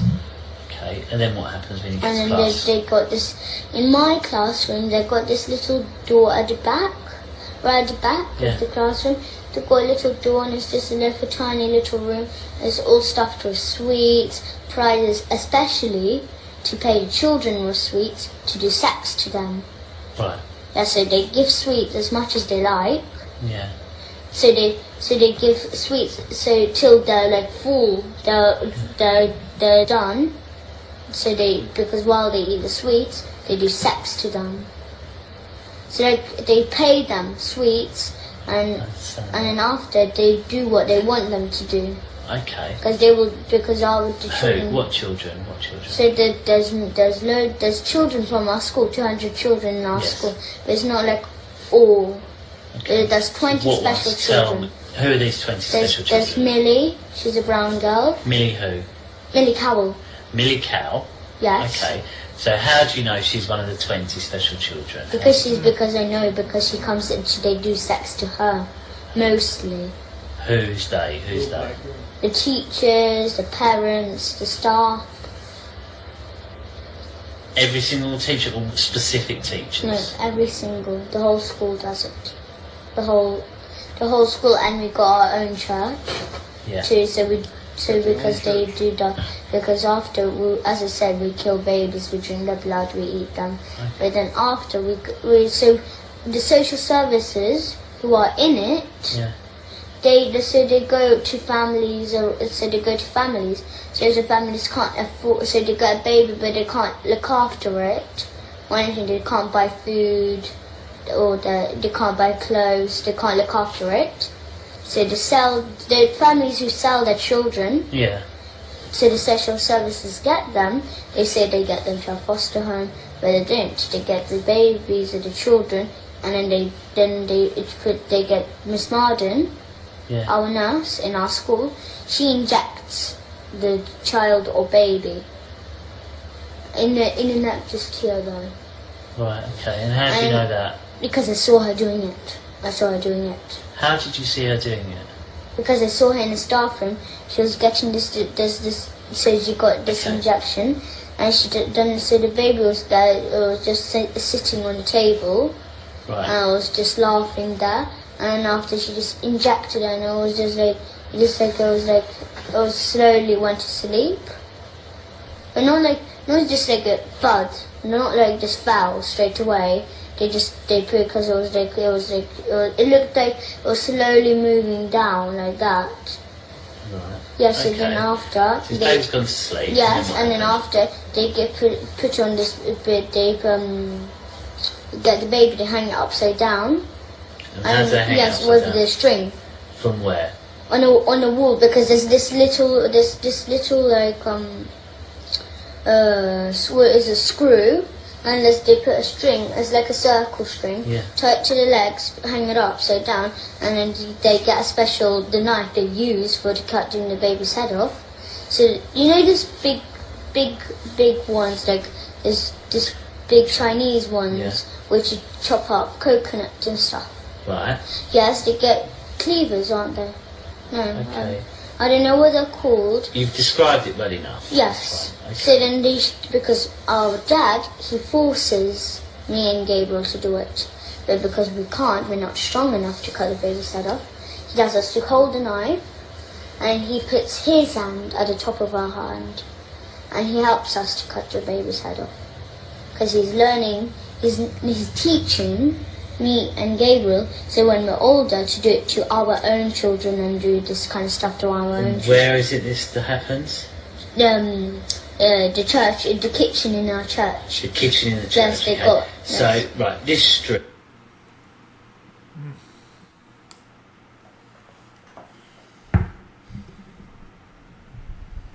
So much to put. There's actually more to this. But why did I show this evening, folks? What you're seeing right now is the real world that have always existed. That we denied existed. Not really want to come to the realization of this world. We kind of figure that we deal with our own houses. Whatever they do over there is their business. And we'll use our own cognitive dissonance to think that, no way the government could allow such wickedness. No way the church can be this wickedness. And guess what, folks? This wicked. And by doing so, evil has expanded and it's at our door. If they can do this to their own children, now, mind you, she's probably adopted or something. If they can do this to their own children, train them and groom them to become child sacrificers. This is so heinous because they would make spaghetti and all that, put the dead babies in it, and have the children eat it to get a taste of blood.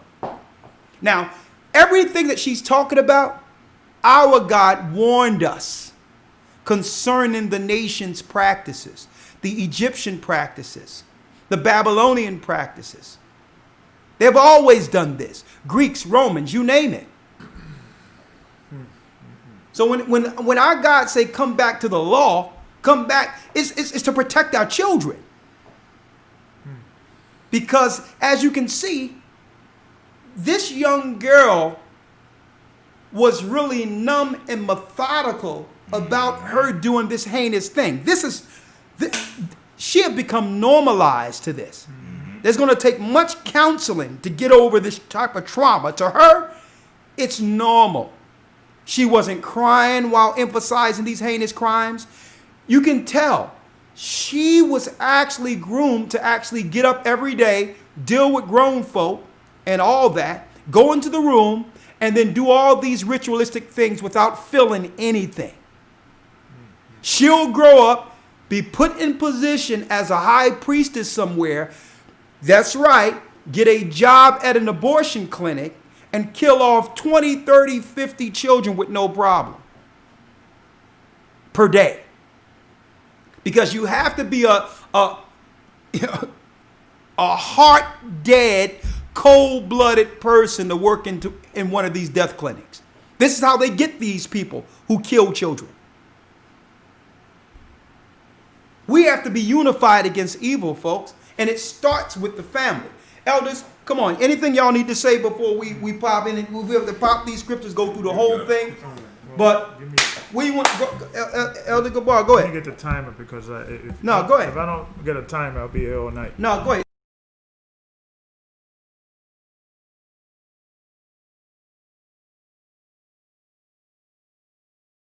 All right, you good. You good. Okay, I think looking at this, and I'm looking at this from a perspective of, this sounds to me like organized crime, weld oil machine. Because if you have a scenario that you have a whole school, a church, and everybody's a pedophile, it doesn't seem to me that they will, by chance, all these pedophiles just working in the same school, working in the same church. It looked like there is a well-run oil machine, organized crime, black, dark web, dark syndicate. Yeah, it's a syndicate. It's an evil, and we have spent tens of millions of dollars, even trillions of dollars of fighting, against the drug war, against drugs and against other issues. But somehow this thing, which is a global phenomenon. Yeah. That we're not really dealing with. And this is deal with, I got so much in my mind, Elder, I think you drop your thing over here. Go ahead, take your time. Okay, and it's so much, it's like this. If we're going to accept the fact that pedophile is a sexual preference, you're born that way, right? So therefore, there has to be the same energy and resources. And, let's say the argument of, it will be better for the pedophile to not be shamed and say, yes, I'm attracted to you young people, but they could get help. Because I think that's the theme that you hear it, that let's have the pedophile not get blamed for something they could not control because they were born that way. The same they're using sympathy. Sympathy. And sympathy card, yeah. But the same talking points, with gays, right? Because when you go into the early writings and the early symptoms, is that most gay people, it was learned behavior. That was usually when you go into literature in the 60s and 70s and 80s, that was learned behavior. Now, their switch is not learned behavior, is you were born that way. Yeah. Right. So if the conversation is you're born that way, and things of that nature as a pedophile, and we clearly see these testimonies from these young people, shouldn't it be, before we give them treatment, let's first stop the bleeding. Exactly. Let's attack, there should be a war on pedophilia. Exactly. In the same way there was a war on drugs and legal drugs. And once we stop that, then we could talk about treatment and things of that nature. But how is it we're gonna, ignore the fact that there was a young lady by the name of Tech Talk, Marian Haynes. She had we talked about her earlier, and she talks about the same thing what these other gentlemen were saying, that pedophilia is not a choice; you're born that way, and then we have to start shaming them for because of them being born that way. Is not their fault. We have to kind of remove the stigma, the negative stigma, and try for them to come out, and if we could help them. Okay, let's argue that. Okay, that's maybe a thing we could probably do. But we cannot ignore the fact that if you're born this way and you're attracted to a little boy or a little girl the same way a heterosexual man is attracted to a woman, and they can't help it, clearly there is a conversation needs to be had on let's first stop the bleeding. Let's first stop and then focus on therapy. Let's not ignore the fact that there is, according to their numbers, 10% of the population are pedophile. 7 billion people, you do the numbers, that's tens of millions of people. Yeah. And you got to also think about if 10% of the population are pedophile and they're not being dealt with, okay, and stop the bleeding, okay, how many those 10% are also violating? Yeah. So if you think about it, do the numbers. If 10% of the population and those 10% just touch 10 children in their lifetime, you do the math. Yeah. So it could probably be much higher. So I think there has to be a conversation. Let's first stop the bleeding. Let's say address and stop thinking that this is something that is just individuals. There is a network here. Yeah. Exactly. And we have to stop first. Exactly. Right here. That's a great point. And this is, let me drop something for you real quick, and I'm gonna give it to you, Elder Lawyer, and then we're gonna.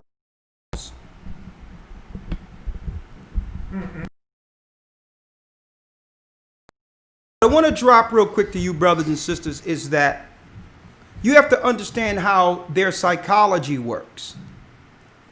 Their psychology works by inundation. It doesn't matter whether or not you think it's negative or positive, as long as you continually hear it over and over again, you'll get acclimated into believing it's normal. That's why we were inundated with homosexuality and born this way and this, that, and the other, to the point where, because why? The shock is when it was first introduced. But once it continually is inundated through media, it becomes normal to the point where you'd be like, well, okay, it's not affecting me. And then it goes to it's not affecting me to one of my children now. In our neighborhoods now are saying that they're having feelings adverse to our traditional values of man and woman. See? And then then eventually it becomes normal because we have to accept it now that it has affected our children. Then, so they know that this particular program works. They know it. So now they're using the same program for pedophilia. But the point I wanted to make, not to make this a homosexual pedophilia conversation, is that this is just them coming out, letting you know the real world. The people, the politicians and industry that really control the world, the powerful, deal with these behaviors as part of their ritualistic powers. This is part of their ritualistic powers. And the reality is, every day, this behavior is normal to them. It's ritualistic. It's a necessity to stay in power for them under the Moloch Babylonian religion they're upholding. They're priests and priestesses of Satan. So what we're trying to do is let you know that this system is rigged. You say a syndicate, it's the whole world outside of the God of Israel and his world that he made to protect us as Israelites.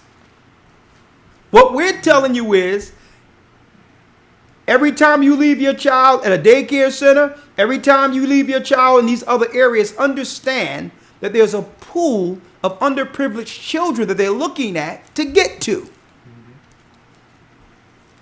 Not to say that these particular nonprofit or institutions don't have good to them. But the powers who created these institutions aren't in it for that. They're in it to find candidates for their sacrifices. So it's not like battered women, 100 battered women come through to get help. Okay, they getting help. They getting the assistance they need. They getting the intervention they need, the counseling they need. But yeah, but there's going to be one person that come through there with a drug habit or is abusing their own children. That's who they're looking for. Then they get on the phone and say, I think we have something. Send CPS to that house and get those children.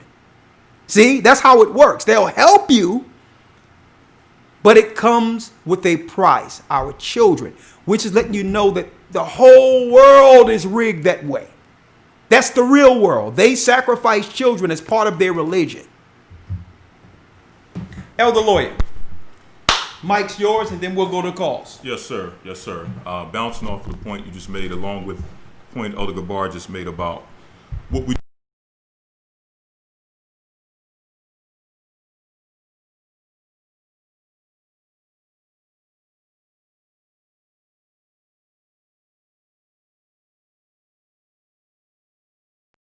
Hold on. Go ahead. This is not an isolated situation where you just have a few people here and there who decide that they just have the desire to abuse children. This is institutionalized. As you were stating, this is the foundation and the root of this society. And it's not just America. This is worldwide. Okay, there's a worldwide network of people who are involved, not just in the pedophilia aspect. That's just one aspect of it. But she mentioned what? Drinking of blood, eating of human flesh. This is cult-like or ritualistic types of behavior. This is not just about someone feeling like they have an emotion towards, or even the word itself. I mean, pedophile. Pedophile means what? A love of children. Yeah. You mean to tell me that having sex with a child, sacrificing children and things of that nature, you mean to tell me that that is expressing love towards children? That's hatred. That's the most abominable thing, or one of the most abominable things that could ever be done on the face of the planet. But it's like a mind game where they even tell us that that type of activity is the love of children. That's psychotic, okay? But the main point I wanted to make is the fact that the way that Don Lemon, the way he spoke about the feelings we need to express to the perpetrators of this type of behavior. Like, we need to feel some type of sympathy for someone who abuses children in this fashion. We need to feel like, you know, yeah, the children were hurt, but, you know, I feel even more so sorry because now this guy's life is over. Now I have to question his moral, even though his moral compass is already shot anyway.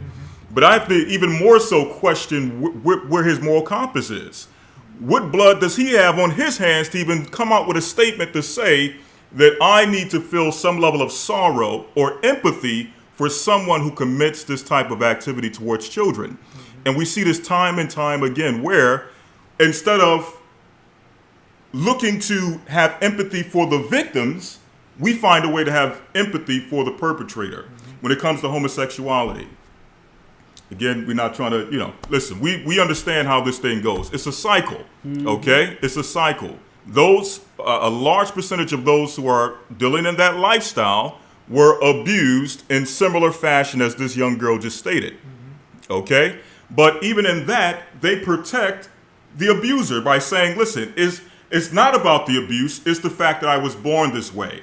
So it takes away the idea that there was any abuse at any point in their life.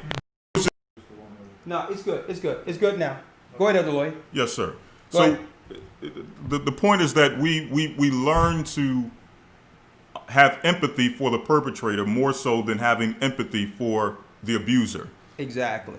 And we find an excuse within ourselves to say, well, you know, this or well, that, so on and so forth. But the reality is that the more we keep giving some level of empathy or giving some level of what do you call it, a lifesaver Yeah. so to speak. For those who are perpetrating this type of behavior, it will continue. And as we stated from the beginning, here's the question of the 600-pound gorilla in the room. Where are the children coming from that they're getting access to? How are they getting access to children in this fashion?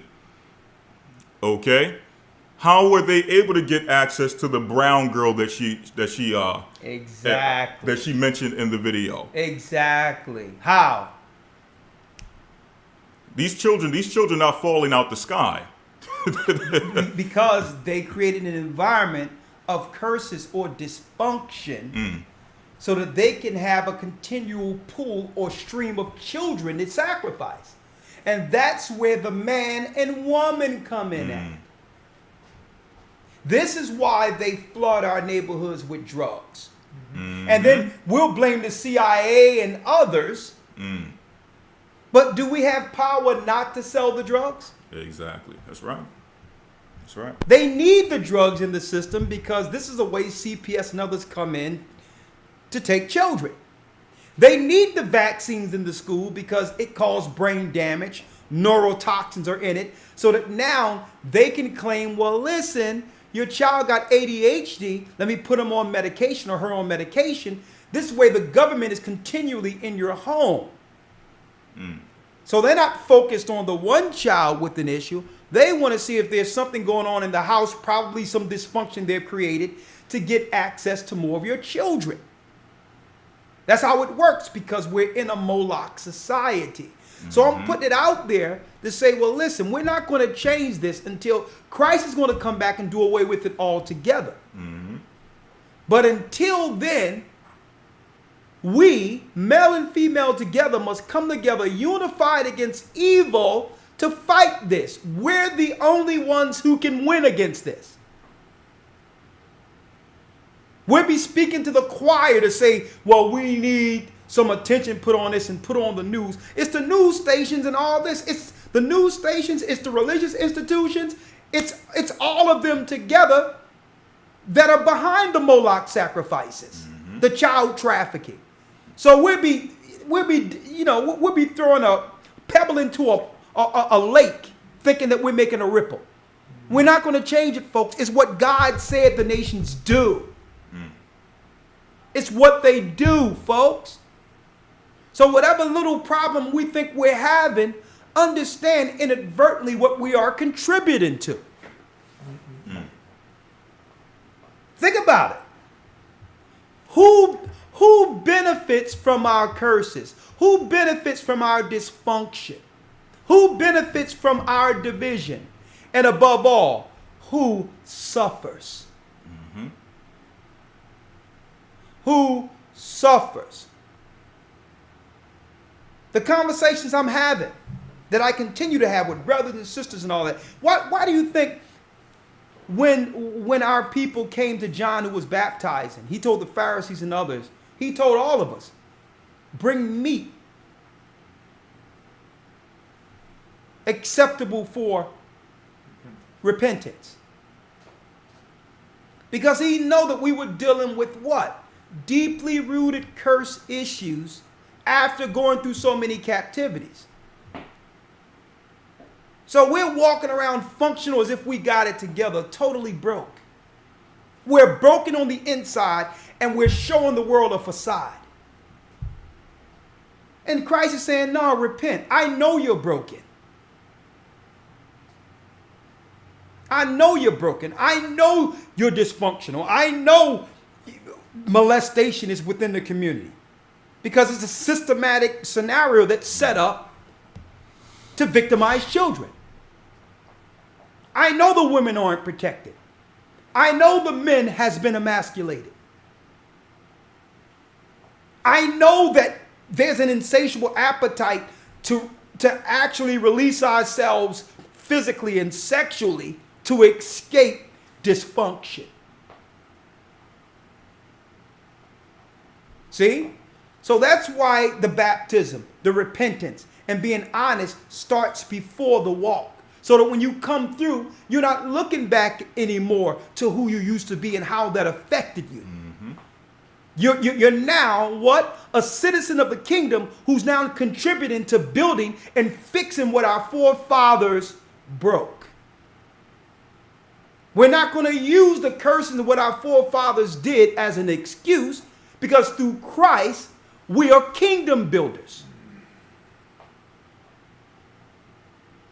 So now man and woman have to be made again in the image of Christ to protect. And guess what? Because these deviants that we just speaking of, they're tormented in their minds day and night concerning their future. That's what they go through. They can't see light at the end of this. This is why the majority of them kill themselves. They're tormented. So there is a spirit they fear that torments them for this behavior. Understand that. So they don't get away. That's right. There's a judgment there. But the reality is the sadistic behavior is our society. It was built on it. And our dysfunction feeds our children to them. So when Christ says repent, put down your burdens, put your burdens on me, it's so that we can't use our past sins and what happened with our family and with our relationships as an excuse anymore. It's not about us as individuals anymore. We must get together, man and woman, and stay together through this. The image of God, male and female, the dominator at the top, with the woman as the helpmeet, is the only power in the earth that can defeat this.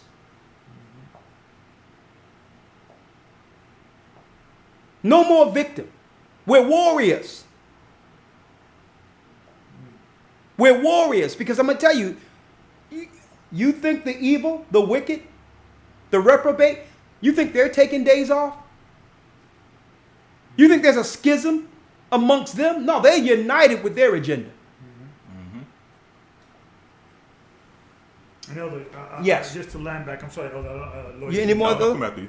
Okay. Go ahead. Earlier you and I were talking about in regards that there was a shift or in the purpose of the church. Yes. Can you elaborate on that in regards that now churches are deemed to be a place where, I don't put words in your mouth, but Christ established a church one way, but now churches has become something else. Can you elaborate on that, please? Yeah, I'm glad he brought that up, because before the broadcast today, the Roman Catholic Church and their temples, what we see in church today isn't the Church of Christ. Out there, your Baptist church and all that. Your Baptist church, your Catholic church, these places were set up so that victims can come in and depend on the temple. That wasn't how the churches were set up under Christ, where everyone is coming with a problem to fix and have it fixed by the temple. That ain't how Christ set up churches. We went into the church, we was baptized and cleansed after confessing our faults, so they wouldn't bring that baggage into the church. The church was the beginning of the kingdom, in which now all of our sins are washed away and there's no guilt. We can now be used as instruments with our gifts to bring forth the kingdom. It wasn't made so that you can get a can of soup or a blanket. That wasn't what the church is for. Because once you put your sins down and work together, soup, we got our own everything. You're no longer dependent on an institution. You can stand as a family and build the kingdom inwardly. That's what the church was for. The church wasn't for the Salvation Army and what the Romans made this to be, where you are constant victims being victimized by the high priests, which are your preachers, coming in with problems saying, can you pray for this and pray for that, without anyone getting to the core issues that's leading you to needing prayer. Churches wasn't set up for that. Read the churches. Read the epistles. They turned it into an institution to get access to more children. That's what you see going on in the church is what it was made for. The nonsense you see there is what it was made for. Rape, molestation, dysfunction, getting access to more children, separating families, women running roughshod over everything, men hardly being there. All of that is why they created it. This is not the church of Christ you see in the Western world. These are Babylonian temples. So, Elder, Christ's church would fix people to where now you are actually a pillar. Yeah, a brick. listen, you are a strength and a tool with your ministry. Part of the body to build the kingdom now. You're not dealing with past guilt and past issues. Those things are behind you. You are now a pillar contributing to build the kingdom. This ain't about you sitting around with your baggage, talking to other people about your baggage. Your baggage died in the water. That's where your baggage is. That's why he said wash away. He's washing away the old curses so we don't now use it as a crutch or an excuse anymore. That means when you stand before the Father after baptism, all that stuff we use for an excuse, the Father's like, well, you can't come to me with that. I killed your past. Just like the cross, the water did away with your sins. When you come before me in judgment, I'm not even going to look back at before you were baptized. So how can you bring that as a crutch now when you're not being judged on that? No. After you were baptized, I see my son in you, man and woman.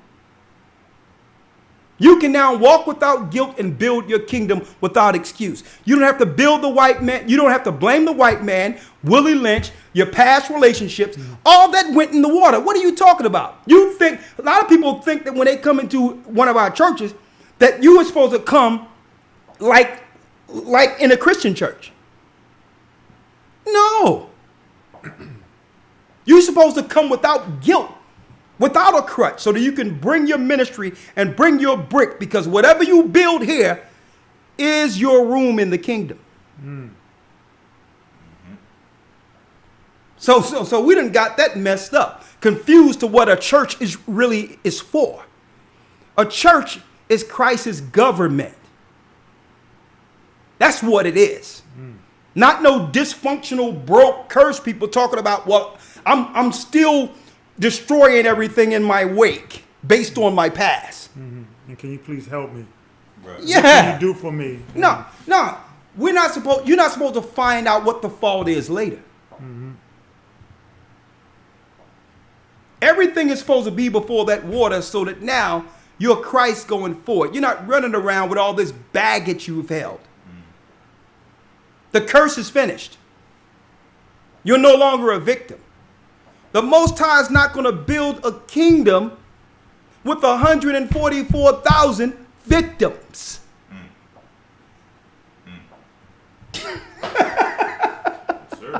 So basically what you're saying Yeah. is not what the church could do for me, is what I could do for the church. It's bringing your ministry within the work. You no longer have to look back at what happened to you and become this perpetual victim. If that's the case, why did Christ die? And why were you baptized? If you're still the old man and the old victim under the curse.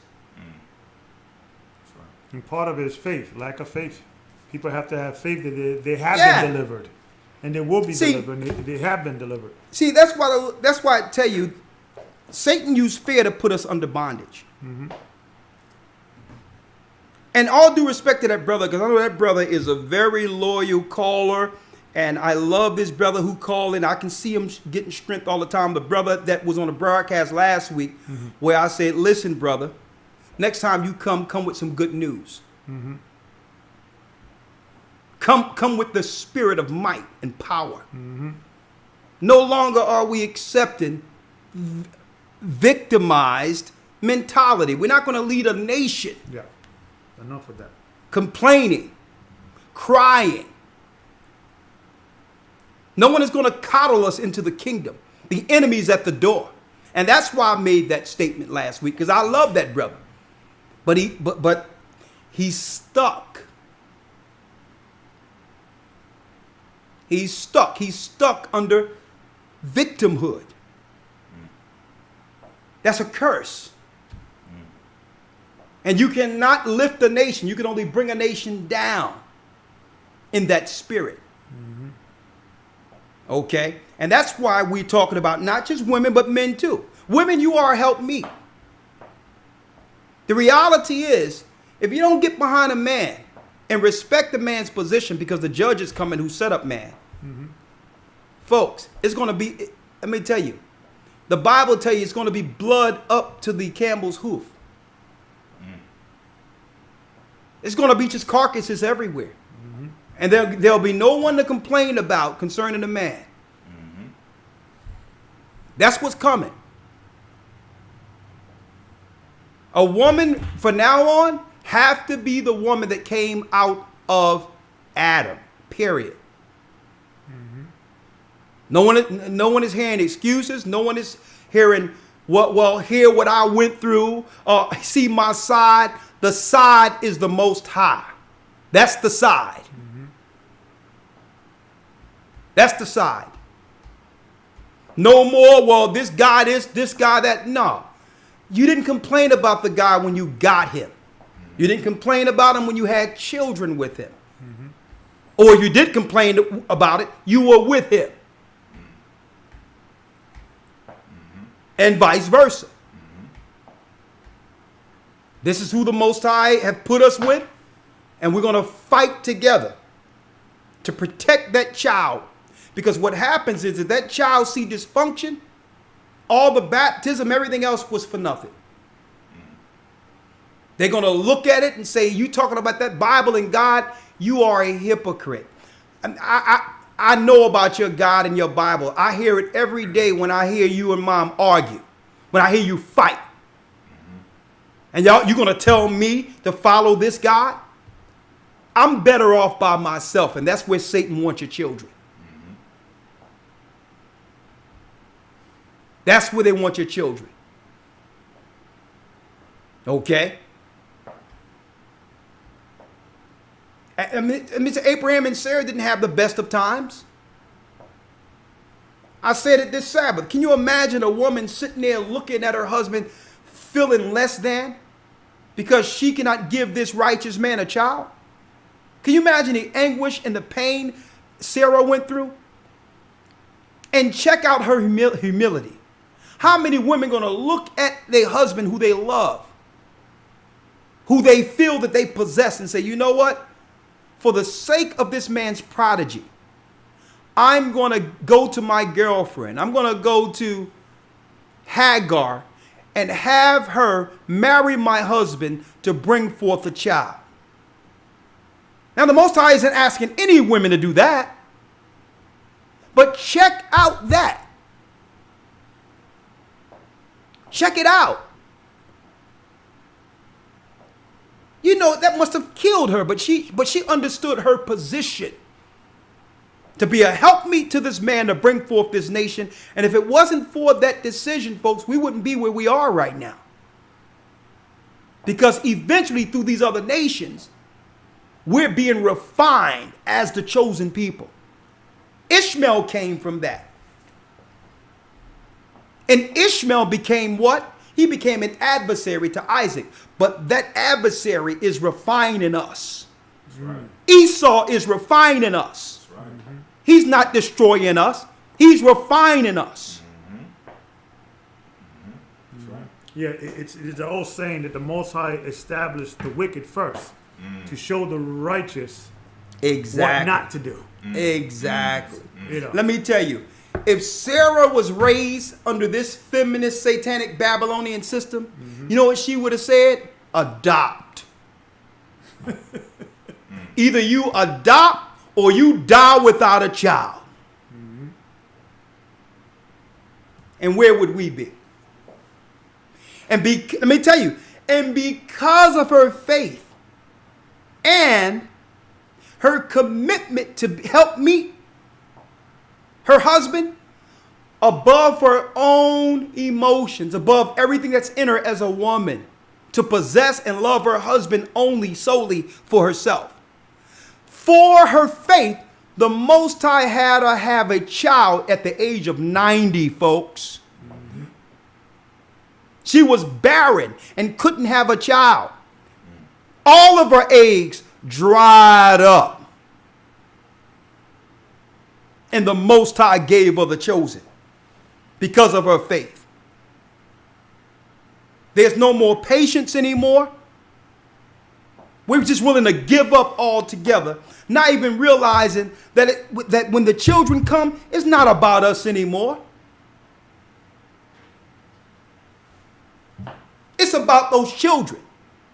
You had your shot, you had your opportunity, you had your choices. You made your choices.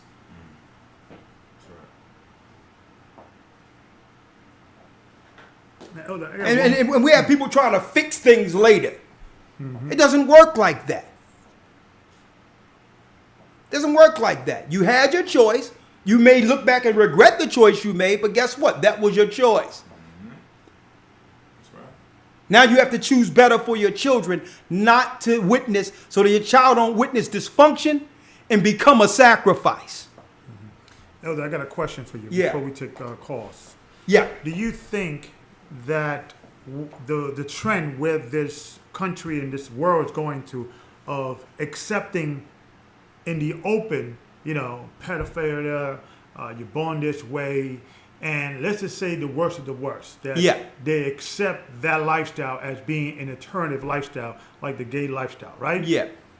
Is that indirectly is probably a thing that now it will make it easier for us people of righteousness to identify the wickedness.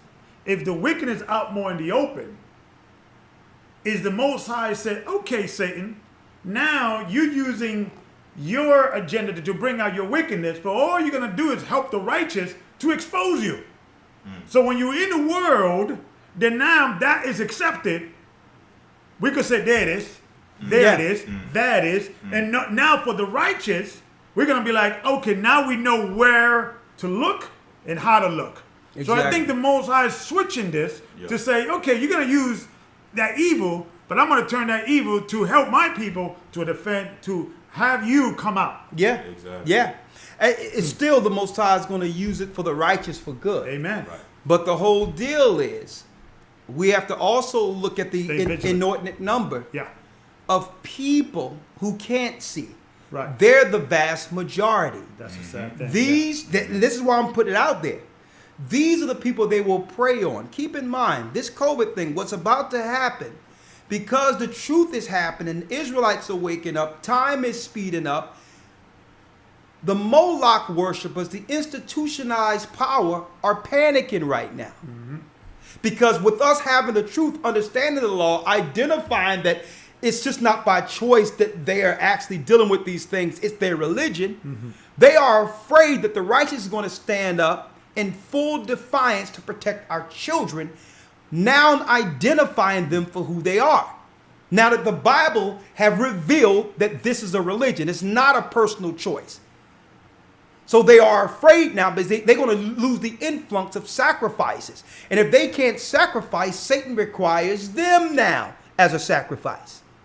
So they are afraid.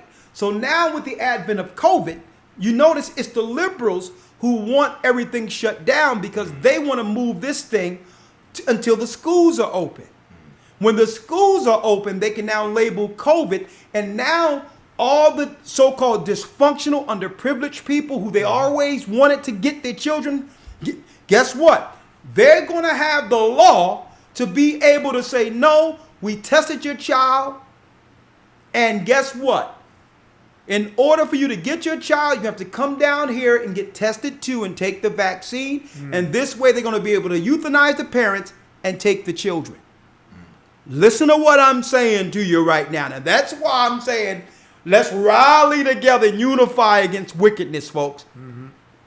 Because they realize that the gig is up, and guess what? It's deeper than us just becoming Israelites. I understand we're Israelites. They knew eventually we would find out all the inner workings of their darkness and their religious practices. They knew this. As long as we were ignorant to the fact that it's normal to them to sacrifice children. They had what? They had perpetual access, an influx of children. They'll always have access to it any time. But when we started talking about we were Israelites, the Bible start working in reverse now and say, well, okay, if you're Israelites, what are the laws and practices of the Israelites? And what were the law and practice of the Gentile nations? See, this is what they was afraid of, that we would look into their practice and say, well, hold up then. You mean to tell me child sacrifice and killing children and raping children wasn't wrong according to the Gentiles? Well, no, they don't have law.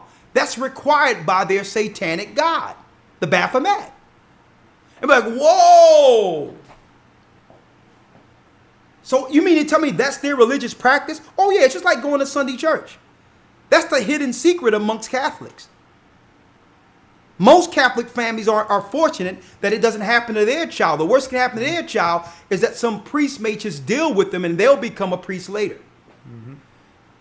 But the hidden secret amongst Catholics is, yes, it's part of the Babylonian religion. Eventually, that choir boy or that altar boy is going to become a priest because he was dealt with. And be like, whoa, so does it stop there? Well, it doesn't stop there. They set up your schools. They set up your churches. They set up academia. They set up your government. They knew it was just a matter of time before, because you can only beat the white man as a devil drum for so long. Mm-hmm. You can only beat the I'm a real Jew and the Jews are not white, but for so long. What they were afraid of is the ministry of Christ coming forth, shining light on their darkness. That's what they knew eventually would happen. So now they shutting everything down to get to the children they couldn't get to before.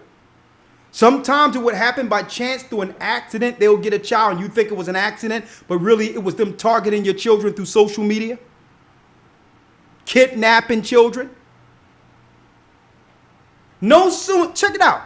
No soon as Weinstein get locked up, COVID happens, and then Weinstein, because he have a breathing issue, was released from prison. Y'all forgot about that?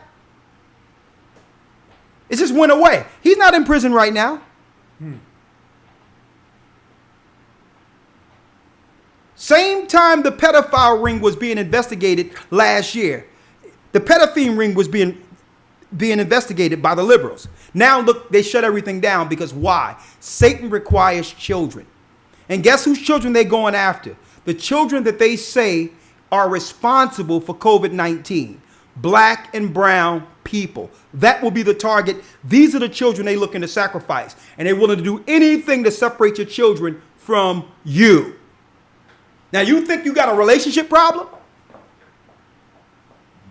That pales in comparison to the problem that's coming down the pipeline. Okay? Someone say, Elder, this might get deleted. Hey. That's what we recorded. Well, we did record it, and I'm going to make sure AC download it, and we'll put it someplace else. But folks, let me tell you, it's not as if they're hiding it anymore. Mm-hmm. They're coming straight out sympathizing and saying we should sympathize with a grown man who want to love a baby. Because he was born that way. Right. He was born that way. Right. They're not hiding it anymore. It's not his fault. They said, shut up, put on your mask, and let them rape your children. That's what's going on right now. Because that mask is symbolic. Because they're not running around with masks. That's symbolic for them. Introducing the world into their ritual. Exactly. We had a show about it a few weeks ago. They're actually inducting the world into their ritual. Shut up, get chained up with a mask, have your children trained up over there, and come out of the cage and let the gimp get to them. That's what's going on. And they pick up the litter because all of that they call us animals, Goyim. Pick up the litter. They pick up the litter. Why? Because we're so vain. All on social media, showing our children off. Everything we do, we put it on social media, not knowing that these freaks are sitting down looking at your child and actually transporting that picture all over the place with their satanic Moloch buddies, and be like, "Yo, how much you want to bet I'm going to get that child?" I know exactly where they're going on vacation. I know exactly this, exactly that. I know what school he or she go to. I'm willing to put up $500,000 right now if somebody here on the dark web can get me that child. Or let's have their school teacher who's a Satanist look into whether or not the child is coming to school and have any marks or a Band-Aid on them so that CPS can come up in there through there and take that child away. I want to stay on topic. From now on, we're staying on topic. If you want to talk about baptism or anything, send an email. We open up the call. We're going to stay on topic tonight. Okay? Unified against evil. What are we, man and woman? What are we going to sacrifice going forward to assure our children aren't sacrificed? 706 first phone call. Make sure you don't have us on speaker. Make sure we're not playing in the background. If you can, put on headphones so that there's no feedback. I'm going to go down the line, then I'm going into the conference call. Stay on topic.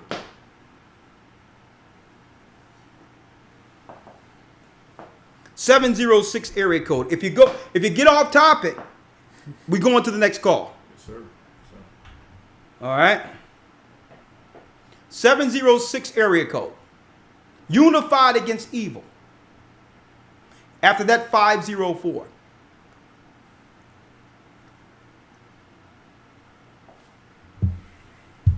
Shalom, Elder. How are you this evening?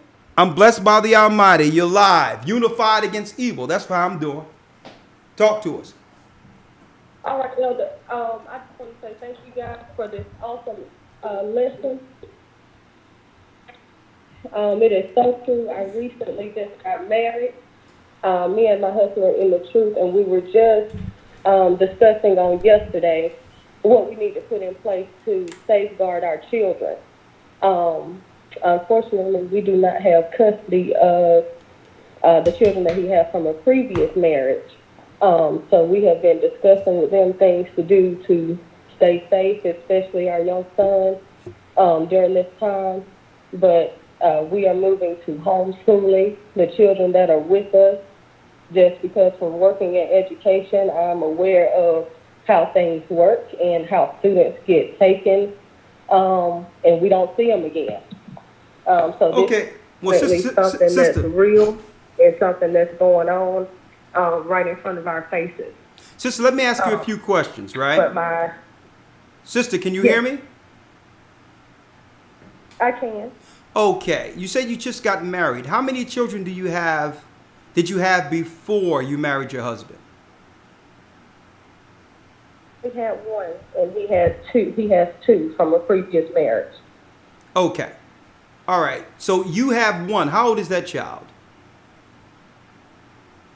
Turned 12 2 weeks ago. Okay. And the two other children he has, you say both of them are under CPS custody? No. They are in the custody of their mother. So Why? we only get them Why is your for phone summer going? and holidays. Why is your phone going in and out? You saying that? Okay. Are you close to your phone? Yes, I took it off of the phone. Can you hear me? Okay. Yeah. Whatever you're doing to where it's going in and out, switch that so I can hear you, please. I'm going to have to go to the next call, unfortunately. Can you hear? Okay. Can you hear me now, Elder? Okay, I can hear you. Thank you, sister. Now, you saying that two other children are under the custody of his prior marriage? So we only get them like summers and holidays. Okay. Well, the whole deal is this. How old are those children again? They are 12 and 13. Okay.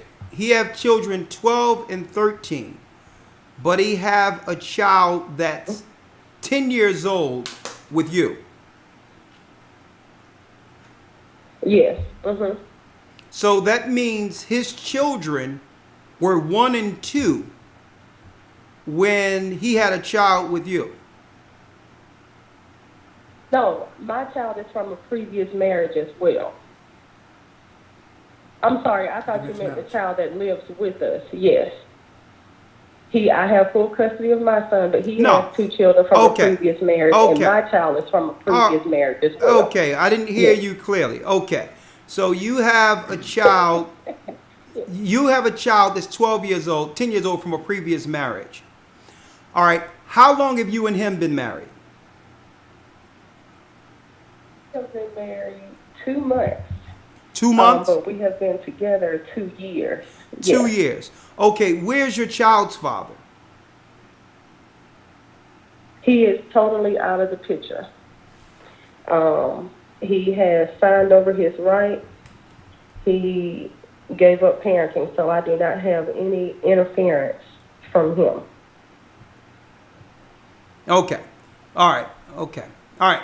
So you've been baptized in the church?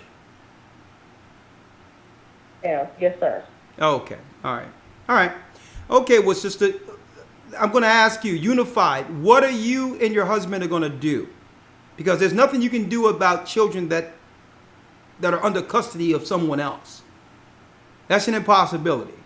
But what are you going to do going forward? What are you going to sacrifice to assure that your children aren't, or your child there isn't sacrificed? Well, like I said, we're going to homeschooling, but we also study the Bible with him. I've actually been in the truth since 2012. I got baptized in 2013. Hey, sister, so I need you to, sister, listen. Yes. Listening is an art. I'm going to start doing this real quick. If I ask a question before you go into your long, drawn out what you did, answer my question first so that we can have a good broadcast. What are you going to do to assure your child isn't sacrificed? He's homeschool number 1. Yeah.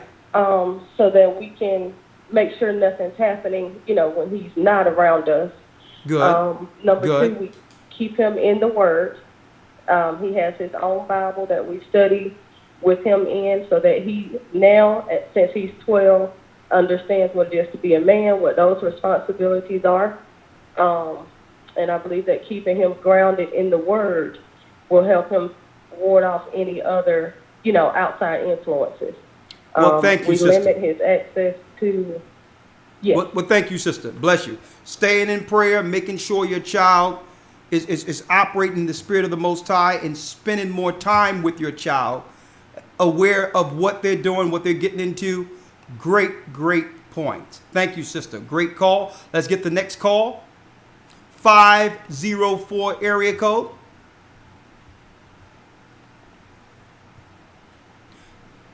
Your name and your state. Mayaka, Louisiana. Talk to me. Yeah, Elder, you didn't miss a beat. Yeah, we gotta understand. In these last days, any day, the scriptures is what's gonna be your guidance. No man or men can actually tell you what to do.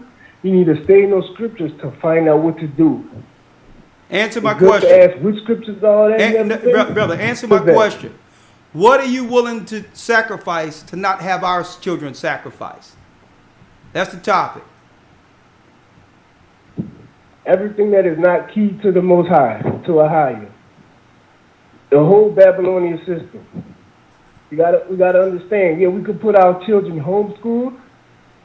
Understand that anything we do, they already know. They're ready. No, let's talk about what you're gonna do. So, Listen, brother. Listen. I'm gonna place you on hold real quick. I'll place you on hold and bring you back. Listen, brother. We're not gonna talk about what they're gonna do. They're gonna sacrifice children and drink blood. They're gonna continue to socialize and uphold and sensationalize and incentivize dysfunction to get access to children. They're the devil. They're the children of the devil. They drink blood, sacrifice children. Let's not talk about what they're going to do anymore. Because they have no power over us if we're in Christ and unified against evil. What are you willing to do to sacrifice not to have our children sacrificed? Is the question. You got it? Well, the answer for me is simple. Stand on Christ. Everything, all my guidance is in these scriptures. Right on point, You know? brother. All right, thank you, brother. I'm glad you brought some serious thought-provoking solution. All right, we're going to the next one here. 216 area code. Unified against evil. After that, 574. Shalom. Talk to us. Shalom. Shalom, my beautiful elders, my beautiful people. This is Sister Sheena calling from the Cleveland body. I wanted to just quickly touch on everything you've been speaking on really quickly. You've been talking about the man and the woman and how we need to stick together. I agree. And Sarah is a woman that most women look up to. I aspire to look up to Sarah. But I just wanted to say, if our brothers could, I know it may not be feasible, but if our brothers could love some of our sisters the way that Hosea loved Gomer, I think that Gomer is a woman not really spoken of a lot in the Bible. You know, it's a lot of humility that comes with that, or, you know, women that may be able to relate to her. So that's one thing I want to speak on. Hold up. Before we go to the one thing, make sure you write down your second thing. Okay? Because you said that men need to love women. How again? That Hosea loved Gomer in the book of Hosea. Okay. So okay. Listen to me. So give me an example of that love. How man have to love women. Give me an example of that. Well, okay, and thanks so much for letting me speak, Elder, because I know we're in a hurry. Okay. No, we're not. Listen, sister. Story, sister, we're not in. Sister, listen. We're not in a hurry. As you can see, usually I put a time restraint and say 2 minutes. I didn't say that before. So don't let the past conversations affect you bringing clear. You remember me? Okay. Yeah, I remember. I just want to be respectful because it's a delay sometimes, and I'm never talking over you. Okay. Okay. It's listen. just a bit of a delay. All right, it's no problem. So it's fine. There's no time. Seconds. But you can't generalize. The Most High compel me. Okay. All right. Listen. You can't generalize, okay? Because I don't think anyone out there can be edified by you generalizing how someone loves someone in a story they haven't read yet. So instead of giving examples based on stories, you can clarify by giving that example of how a man should love a woman. Shoot, how should a man love a woman? A man loving a woman or a husband loving his wife is the same way that Christ loves the church, you know, through everything. I mean, he loves them through wanting to put him to death. So you didn't just replace one generalization with another, did you? Seconds. Well, maybe you might have a woman that you have been through some serious things with, infidelity. You know, it seems to be maybe a double standard. You know, women forgive men, but do men forgive women in those situations? That's why I say it may not be feasible for a man to love a woman in that way. That's why I brought up Hosea, because everyone, typically society wants you to put your woman away for doing that. Okay, here's the issue right here, right? The issue is you're speaking in terms of as if I know what you're leaving out. You expect me to listen to what you're saying and understand you fully with omitted information. Like what you're thinking is not getting conveyed. You understand that? Understand. And I'm sorry. So I'll move to the next point because clearly I'm not conveying that right. No, I need you to listen because communication is key. Because how you communicate is how we're going to save our children. Okay? Well, Elder, I thought you wanted me. I was trying to use scripture as clarification. I don't know another way to give an example. Hey, on sister, that because sister. I was just trying to. I understand. I need you to follow. I need you to follow me. Can you follow me? Real quick. Absolutely. I've been doing it for 8 years. You got me baptized and my husband. Absolutely. Me and my husband have been following you for 8 years. Sister, So see how I'm you listening. digressing into something else without getting to the point? I need you to listen. Is that okay? Listen to what I'm asking you, sister.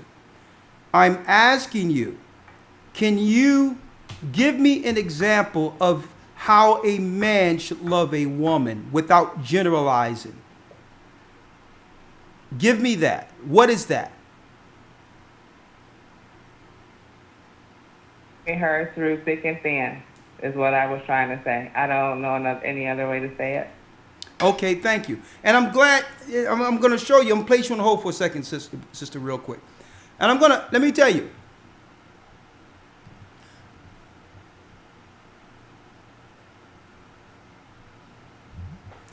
I'm glad we had this question because sometimes, brothers and sisters, we can't, we hold brothers and sisters accountable to what they're not doing. But yet, to some degree, we can't even articulate what we want. We expect someone to automatically know what we want without being able. And I'm going to tell you, just for sisters, men are simple creatures. A lot of you may get upset because you expect them to already know something and follow up on something that you had in your mind and didn't convey. Men don't work like that. If you can't express what makes you angry or what makes you happy clearly, you're not going to get it. You're going to be running around the house upset, hoping that, just waiting for a time in which there's a battle for you to bring out something that you didn't articulate before. So, in order for us to save our children, we must become better communicators. Don't expect someone to know what's on your mind. And what will help, if you can't articulate it on the spot, being nervous or whatever the case is, write it down. Write it in a letter. We used to have letters that we give one to another so that we can make sure we can gather our thoughts and write it down in a way in which it won't be received negatively or wrong. Letters still work. And I think the advent of the internet have taken away that personal touch that led to us actually thinking things out. I knew exactly what she meant by Hosea, but guess what? We on a public broadcast with how many thousands of people?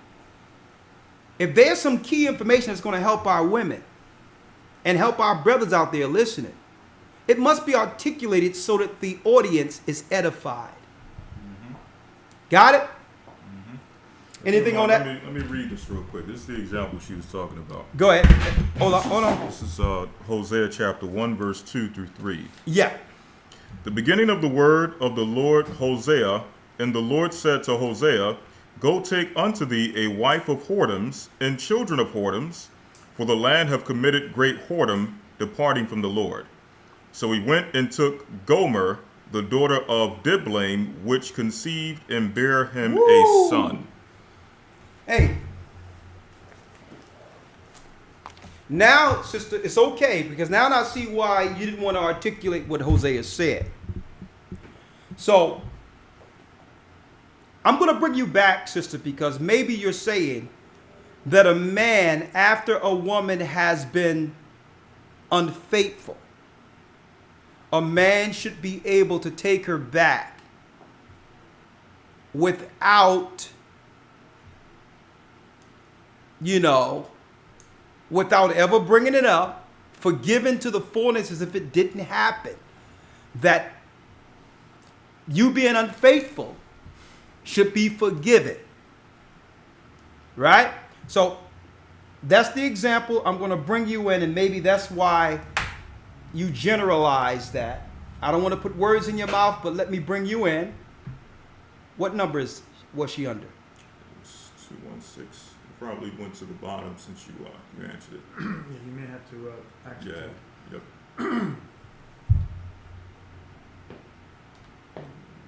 Okay. All right. I think she's off. No, well, pick up the 6. I think I saw a number. What was it? Yeah, I think at the top somewhere. Put 2-1 again. Was it 217? You think? I think it was 216. I think it was 216. It said Cleveland. I think it's a 216 number. Okay, sister, call back. Call back. Right. All right. Yeah, because let me say this, and I don't know if that's the case. All right. Keep in mind that we as a body is getting to the root of our issues and are trying to fix them. And no one is to judge anyone adversely. You know, forgiveness comes with the territory and operating in the spirit of the kingdom. But let me tell you this. When it comes to fornication, right? That's the only out a husband or wife has for as far as grounds for separation or divorce, according to Christ. That's the only grounds.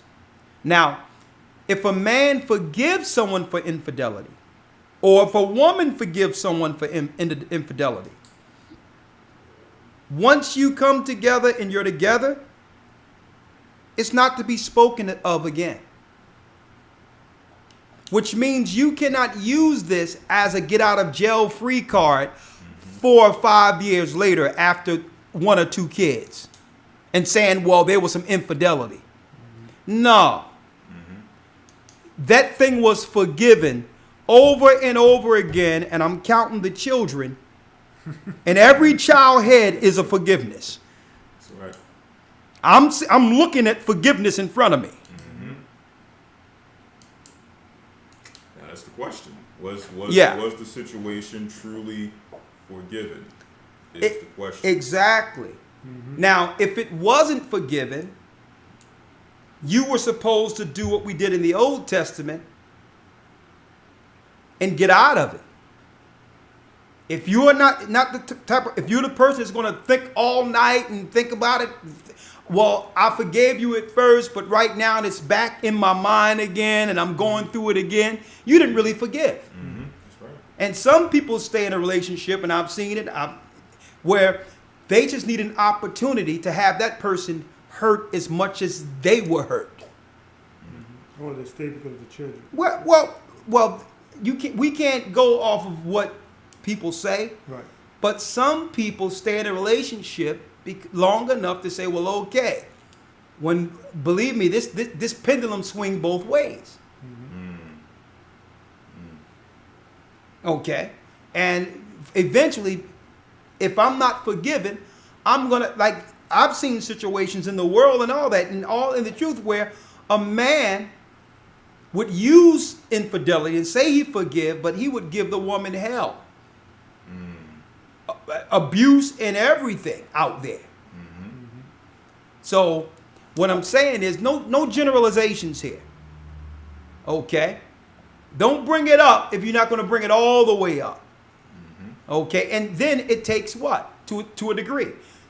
Because we've all sinned and fall glory of the most, and fell short of the glory of the Almighty.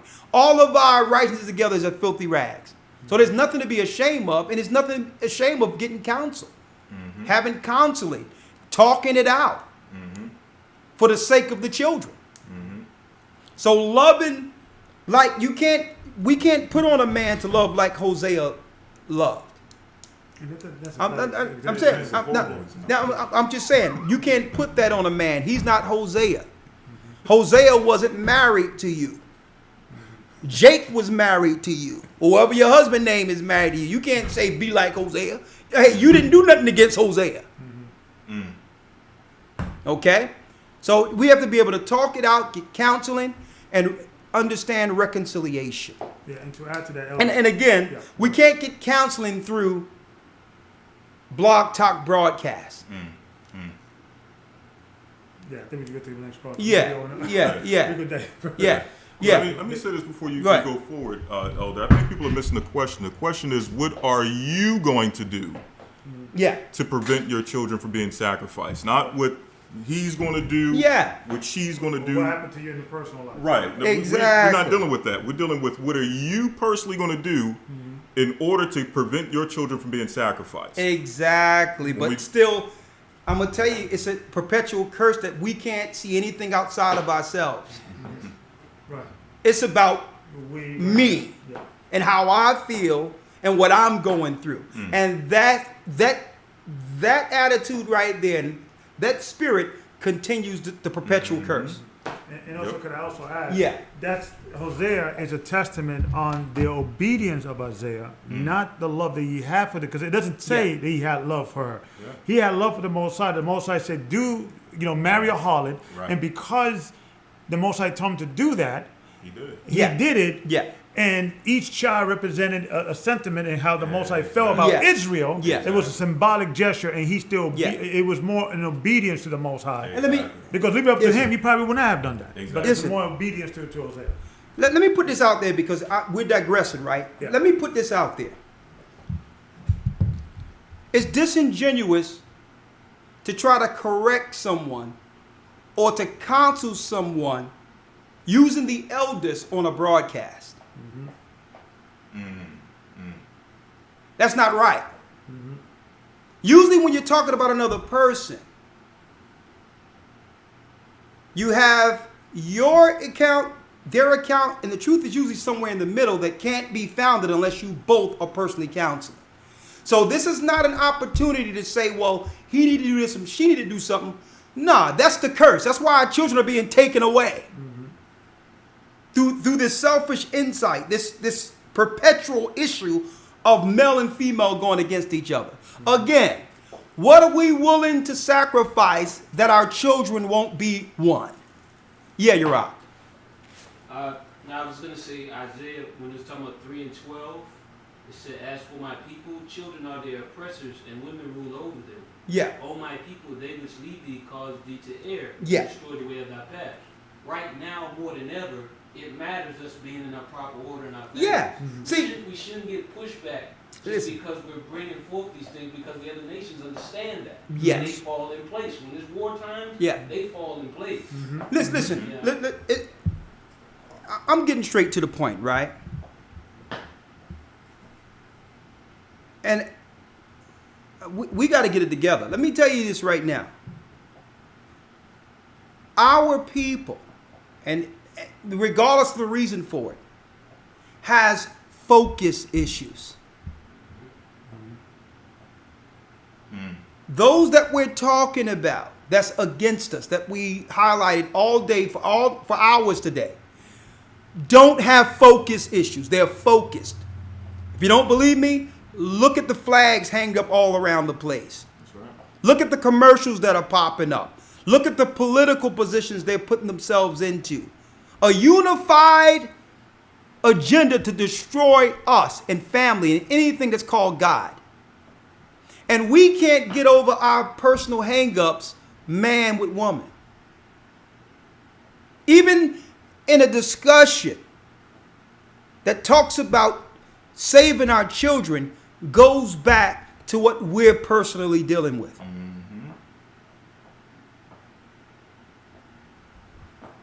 Next call.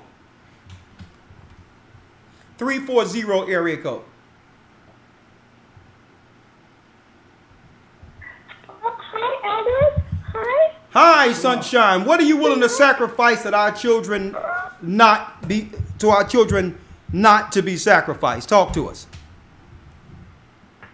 Oh, okay. Oh, elders. Okay. Well, I first wanted to say that I wanted to go back to what you were saying about, the claims on pedophilia being the same as molestation. I think that's just complete foolishness. and they're just straight out lying to us, trying to have us, the public, accept what it is they're doing. This whole idea, like you guys were saying about the gay, that whole idea about the gay, it's born that way. The same excuse is being used to pacify this community now, where, we shouldn't reject the poor homosexual or something like that. That thing that's put forward, it's really to set us up to open attack to our children and without penalty and to put it into law. And the American public before and the world, we didn't have that look. We didn't have that feeling. It was just like gay in the closet. Hey, sister, hold on for a second. In this society. Hey, sister, hold on for a second. Huh?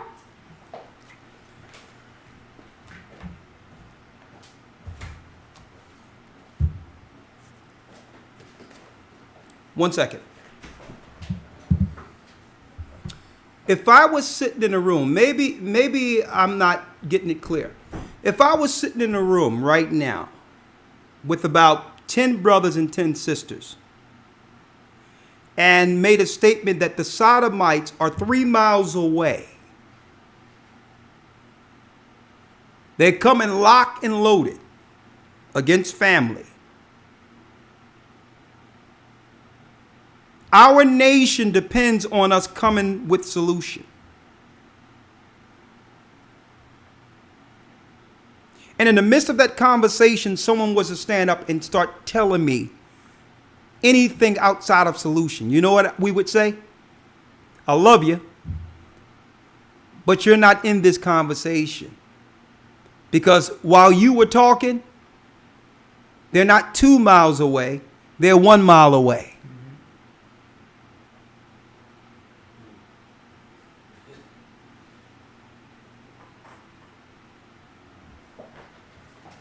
What are you willing to sacrifice that our children aren't sacrificed?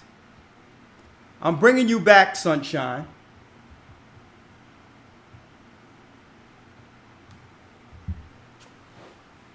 Okay, Elder, sorry, I just had so much on my mind. Elder, I know that the children, our nation depends on the youth. I know that we cannot move forward as a nation unless we protect our children in every way we can.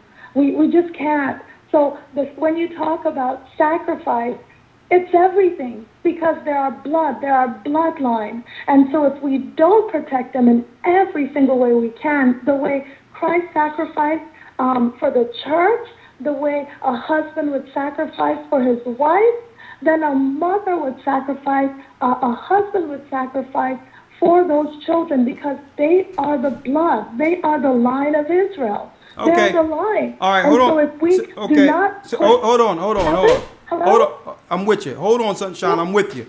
It's time to have a man conversation. Hold on. Time to have a man conversation. All right. Because the whole thing is, I don't expect the sisters to know outright how to strategize and do what needs to get done. Okay? That's not her position. Okay? Sometimes you have to realize a woman was made to be a helpmeet. So we're going to bring some fellas in here with the plan. Sunshine, while you were talking, the sodomites are now a half a mile away.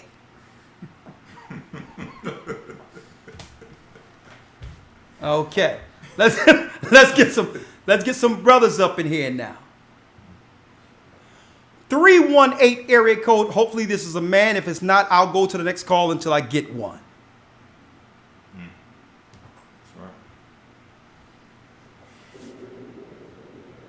318 area code. Shalom, you live. No, you ain't live. 518 area code. 518 area code, then subsequent to that, after that, 803 area code, okay? 518 area code, hopefully this is a man of the Most High. How are you doing? Can you hear me? Name and location. I'm well. Blessed by that. I'm blessed and I'm well. Thank you. Even in these troubled times. Okay, hold on. Let me preface this for you. Let me get your name again. My name is Issa. Okay, Issa. What are you willing to sacrifice that our children, so that our children are not sacrificed? Good question. I've been thinking about that answer. What am I willing to sacrifice? We got to be willing to sacrifice it all. Not we. Not we. You. Plan. Come with it. I say Israel as the body, right? As the rising Israel. That's part of it. You know, I'm saying collectively. Me individually, I don't have children, so I can't really speak on that. Brother, you brother, you don't need children. No, I'll be willing to sacrifice. Hey, brother, listen, that's another thing. All of our children are our children. If you don't believe, brother, listen now. I need you to listen. Listen. If you were to right now, for the sacrifice, okay, you know, whether it be a monetary, hey, brother, listen to me. Sacrifice, brother, listen to me. Give up a habit, something. Okay, all right. I'm going to bring you back in a second. All right. I don't want to believe we're in trouble.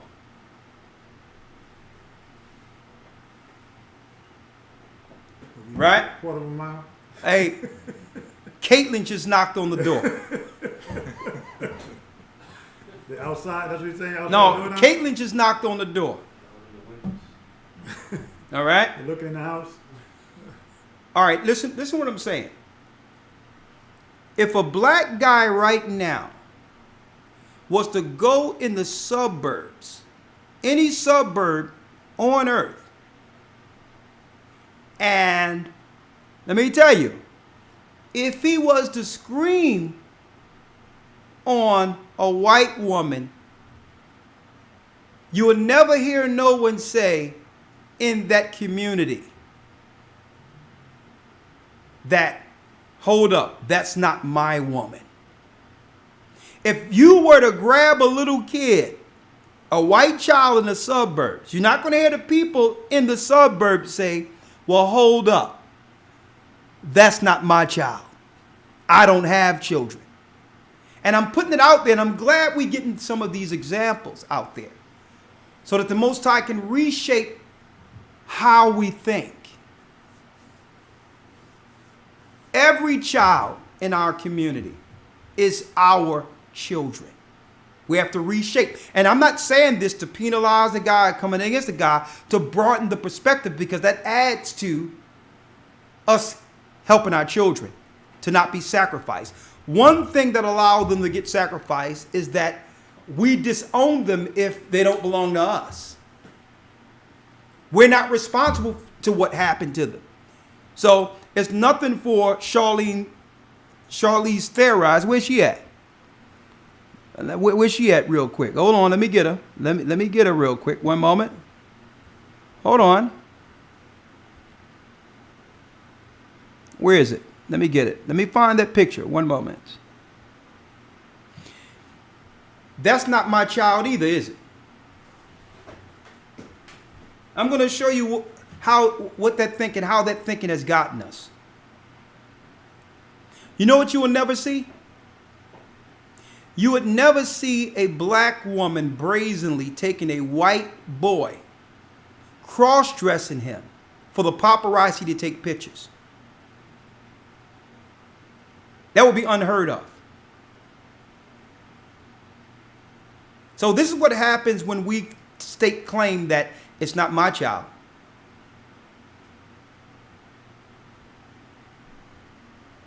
And I'm going to say, that's the spirit that, that we have to work on. All right? I'm going to bring you back real quick. I'm going to bring you back, brother. I'm going to bring you back. Wait, it's 917? No, the one before that. All right, let me bring you back. And you coming with solutions. Go back up, keep going. 518? It was, 518, wasn't it? I think it was yeah. I'm bringing you back, brother. You coming with solution. Unified against evil. We in trouble. Caitlin is at the door. Unified against evil. Satan is at the door. All things being said, I totally agree with you. And I thank you for edifying and clarifying that. You're right. It is a mode of thinking. I was thinking from a personal perspective when we need to be thinking from a collective, which is what I was trying to say. From a collective standpoint, we got to protect our children. We got to watch what they're reading, watch what they're watching, control that in a sense where we're putting them in the Word and they're learning how to walk the righteous path. You set a child right, and then when they grow up, they won't go astray, right? Because, mind you, we got evil coming from, like you said, it's at the door. It's coming from up, down, left, right, every which way you could think of. These sinners and the reprobates, they just trying to weave their way into any household, any and every household, and duplicate themselves. So, it's definitely urgent. And staying in this Word, whether it be, like I said, a financial sacrifice where those who might need finances for works, to do the works, that's a way to make sure, right? Building schools, building sanctuaries for our children, for the places to go so they don't have to be in the street. Well, they ain't going to be nowhere now. They're going to be in the house with this COVID nonsense. I'm with you, brother. I'm going to put you on hold real quick. We have to get back to normal. You're right on point. Ain't no problem.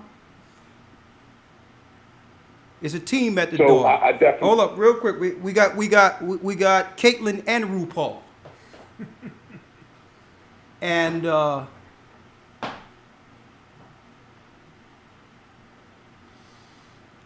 I'm gonna give you all one more shot. One more shot with a solution. Oh yeah, Elder Moss, there's nobody on the. There's no one? Free conference call. There's no one on there? Yeah, I think we have to put the number up. The number's there, 712. Okay, cool. It's been up there. Okay, cool. Check now and see if there's anyone there. I just wanted to put it out there because it's okay, because I know a lot of you are coming with solutions. And guess what? We're not clowning no one. You know what this is doing? This is going to stimulate thought. We're going to start thinking in areas we didn't think before.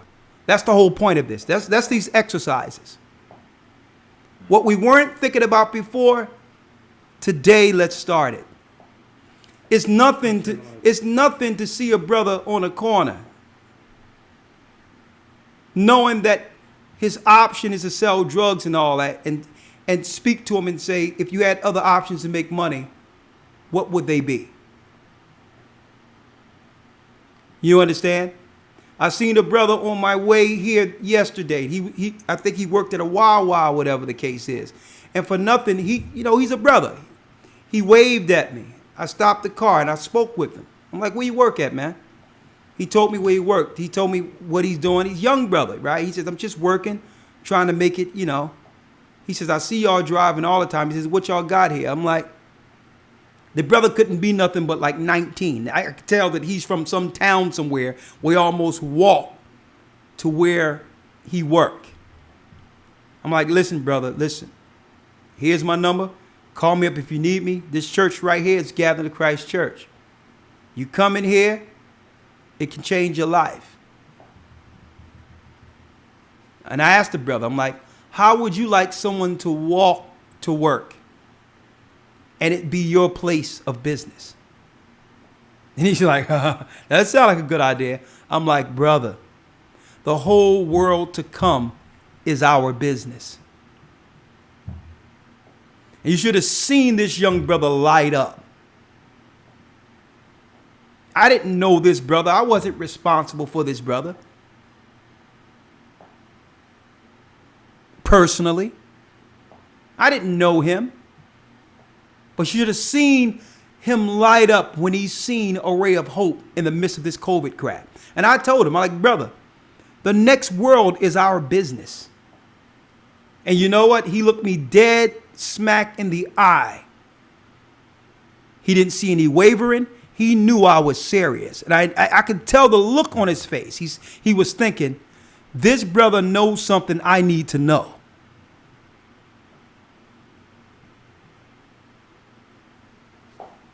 Okay? You got something, Elder Gabar? Well, I think maybe the conversation needs to be had, and if someone doesn't know the answer to your question, maybe they have to confess that I don't know what to sacrifice. And that's okay too. That's okay too. Yeah. Don't feel you be, and guess what? Don't listen to the chat, and some people be looking at the chat and responding to that, saying I'm being clowned and all that. Listen, nah. Teaching moment. Don't worry about that. It's okay not to know. We got people in this chat who's with us, and we got people here that's here for entertainment. They're here to do what they're doing. Right. Okay? And there couldn't be no more shame than having to serve all nations all these years we've served them. We should be out of shame by now. No one can shame us anymore. How low can we go? So don't look at the chat. Don't deal with all that. We're here. Just like, let me tell you, if we're sitting around a table, there may be many ideas that some may think are ridiculous or whatever the case is. But it'll be that one idea where some dude say, well, listen, you know before Caitlin he was Bruce. And while running the decathlon, he wounded his knee. One guy can say, you know what? Take a stick and hit Caitlin in the knee. And that can buy us about 10, 20 minutes. It'll be that one idea. I'm just using this as a corny metaphor, but you see where I'm coming from. 770 say they got some answers. Let me go straight to 770. One moment.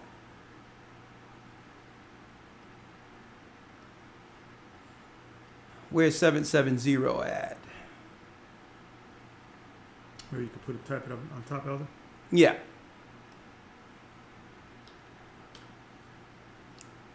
Nothing comes up. 770. Maybe 770 is in the other line. Mm-hmm. Okay, one moment. Let's check.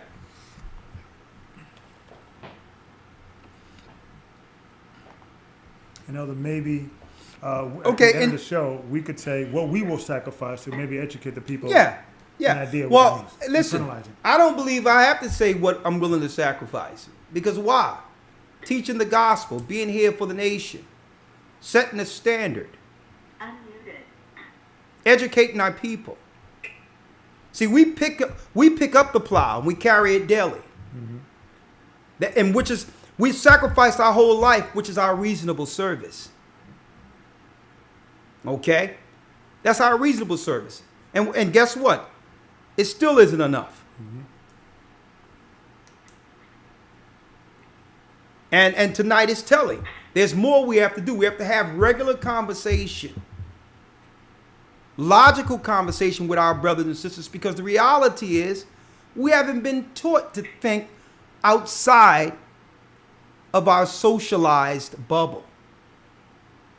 But just the fact that we're trying right now, and guess what? It's effort there. All right, Ramar. That's good. There's nothing wrong. Hold on, let me bring you in. There's effort there. Yes, Ramar. Okay, you hear me? Loud and clear. You have 770 on the line over there? Yes, we bring up it. Okay, let's bring your name and where you're from. Okay. I'm Gianna Grant. I live in Atlanta, Georgia, and I'm married to Taylor Durrell Grant. And I'm white, right? But this whole, rap and R&B really resonate with me. And I feel like rap is masculine and R&B is feminine, and it's like a vibe.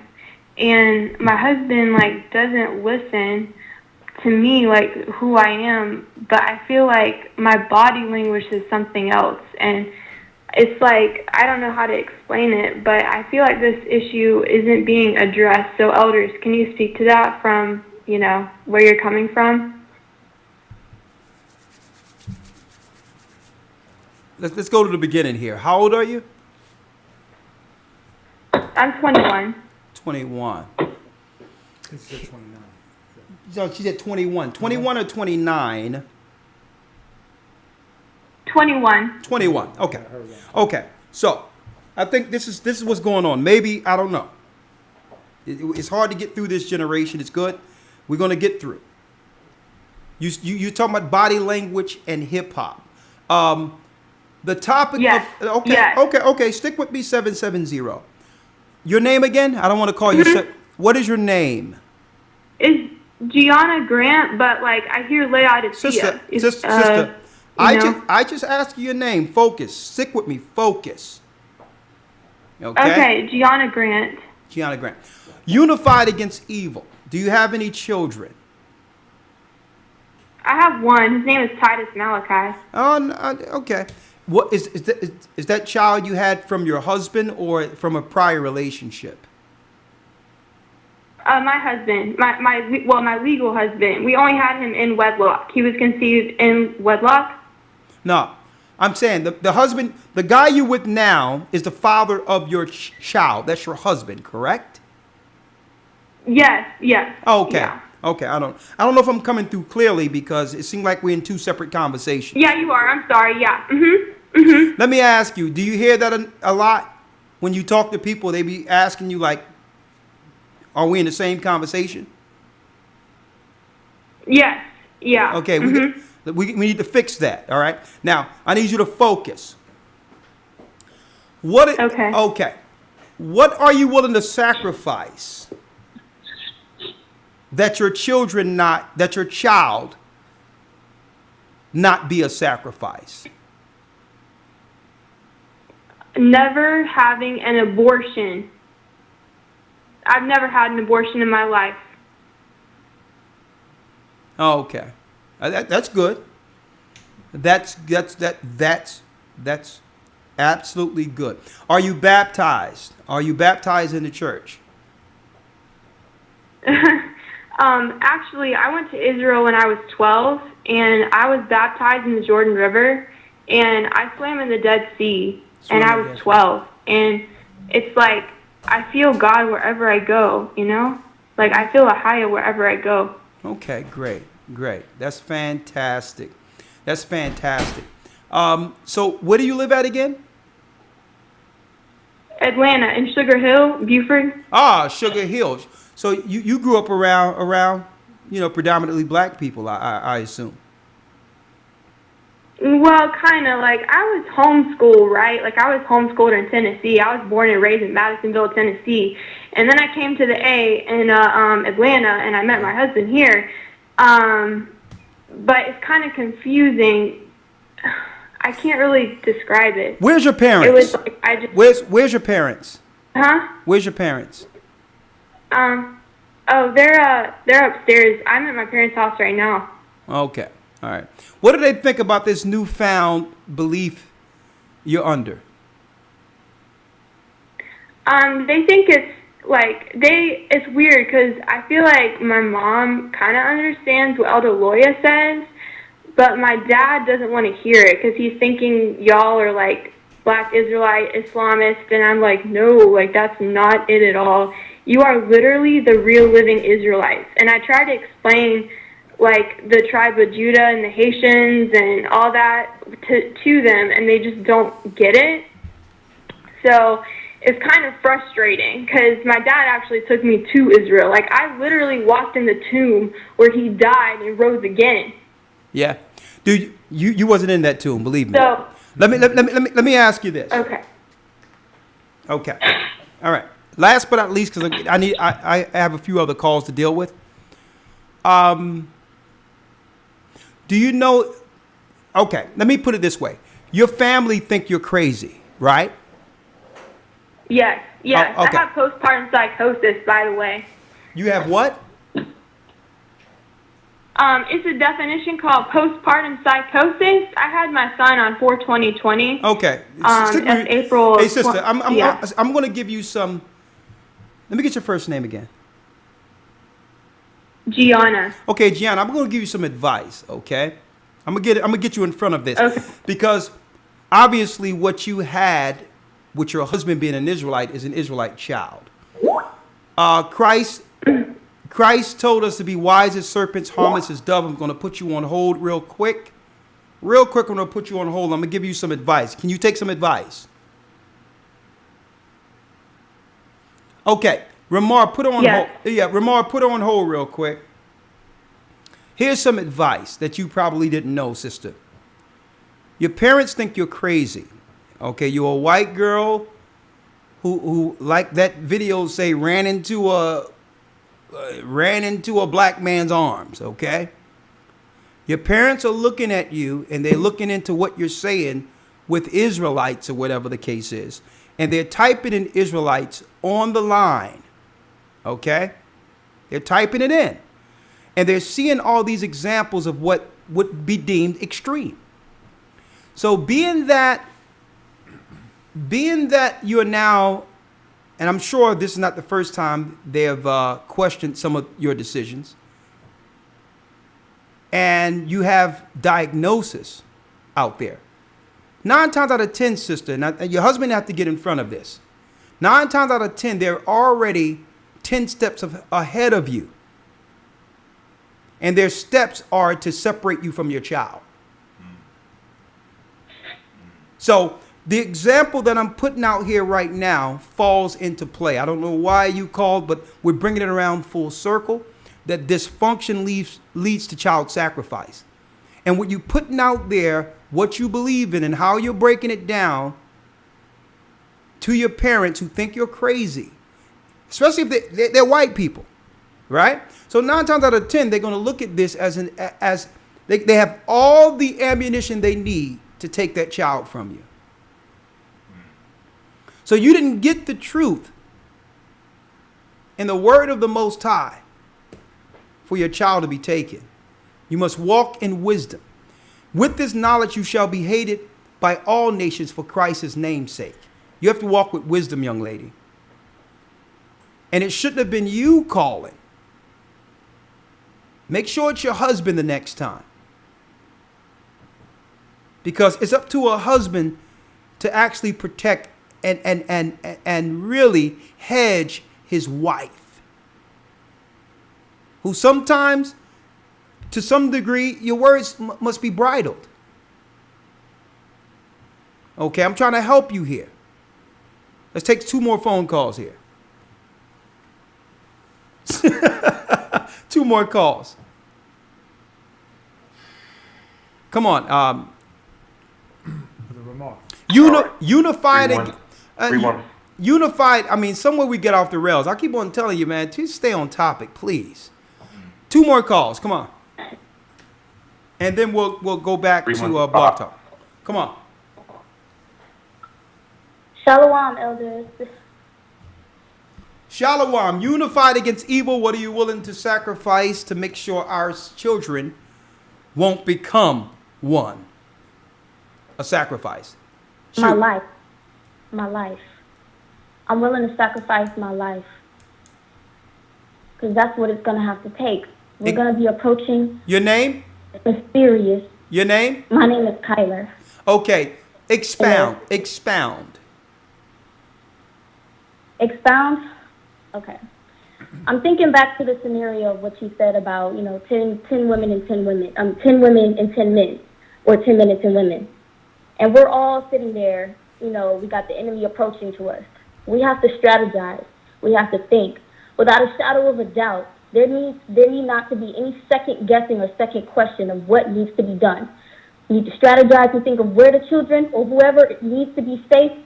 Got to find a way to go. Men or whoever who can be at the forefront to start protecting. We have to start thinking the protection is there first. The same way a man would sit there and protect and lose his life for his family and his wife and his kids.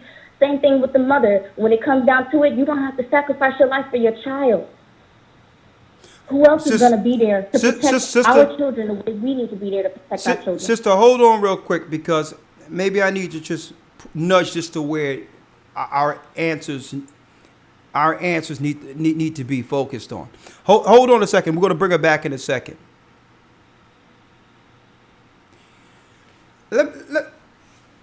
based on how we preference that we frame this particular conversation from the beginning, I don't know if you, at what point you want to think a certain type of way against our men.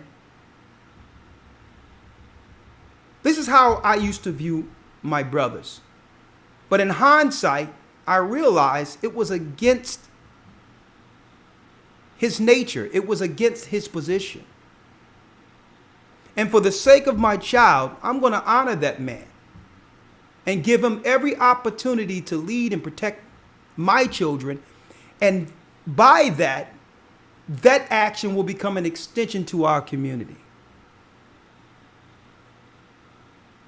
Sometimes I'll be giving my man conversation and back talking all these things, and the enemy's at the door. I don't have the time for that. I'm going to be behind my man going forward. I'm going to make sure that my child doesn't see any examples or bad examples. I'm going to make sure my child don't exhibit the dysfunctions I grew up exhibiting, seeing, or hearing. I'm going to be a part of the solution instead of the problem.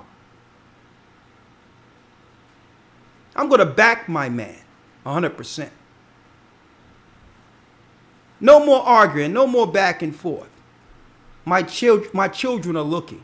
If I emasculate my husband or my man, my daughter is going to grow up thinking like a man, emasculating her brothers, emasculating her man, because that's the example I'm given as a full-grown man in a female body.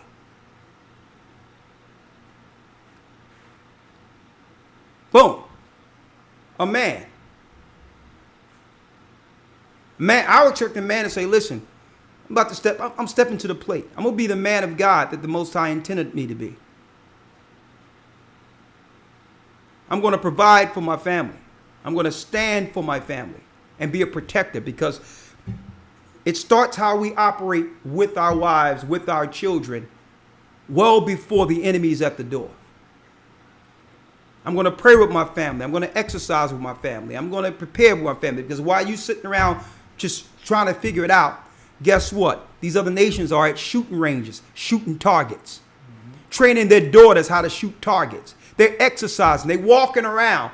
They are preparing for a physical war if it goes that way.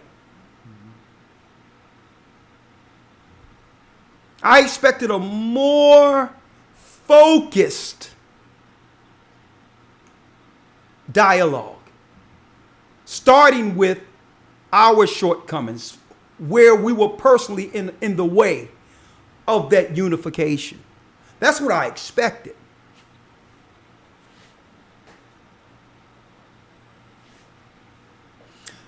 One more call.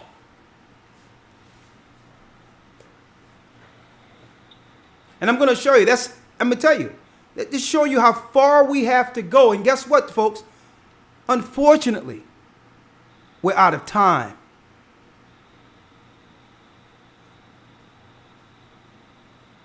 We're out of time. There's nothing for you to begin to pray with your family. Nothing begin to saying, okay, it's time for us to exercise. It's time to pray together. Guess what? Let's walk our children around the corner and go for walks with our children. Put down the phones for a second. Let's talk. Find out what our children are dealing with. Exercise together. Pray together. Get to know each other. Everything I've just mentioned.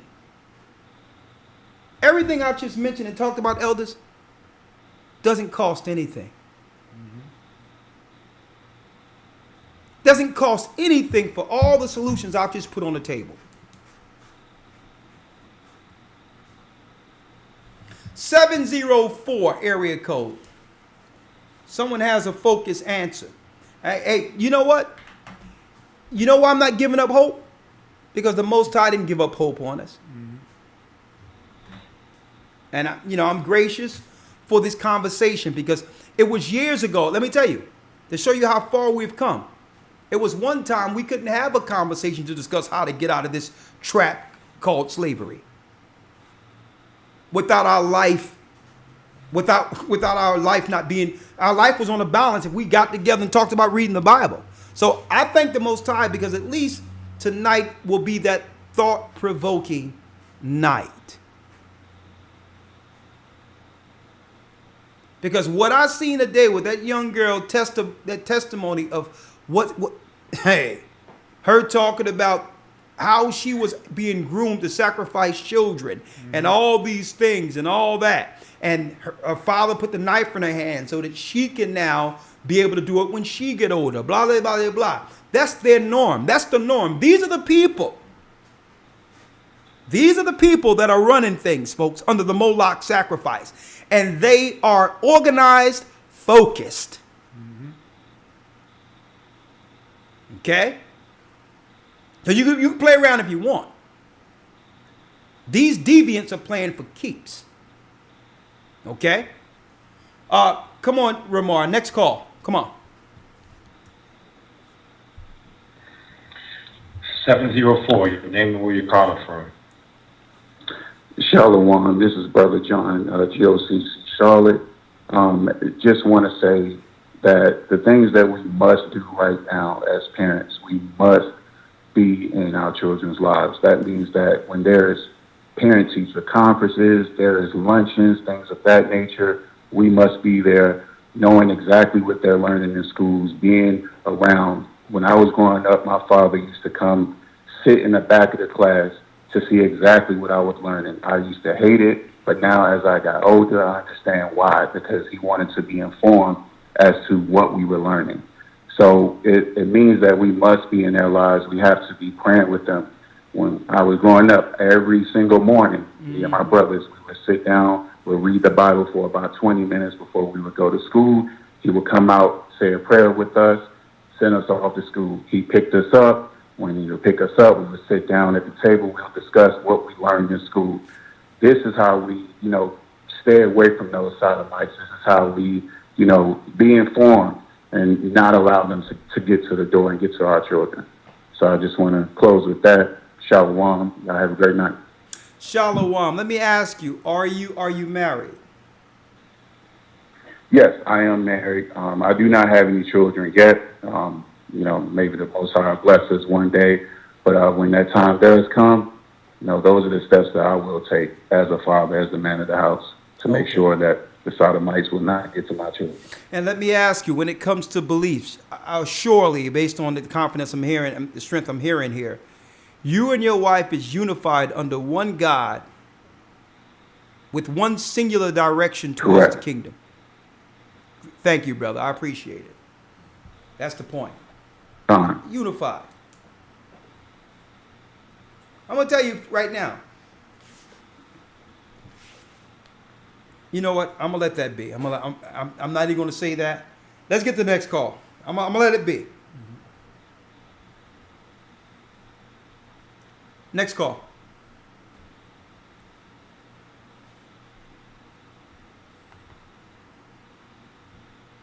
Can you hear me? Yes, your name and where you're calling from. 678. Sister Tafara, calling from Atlanta. Shalom. We have a lot of Atlanta tonight. We must have a streamline to Atlanta. All right, talk to us. Yes. Shalom, elders.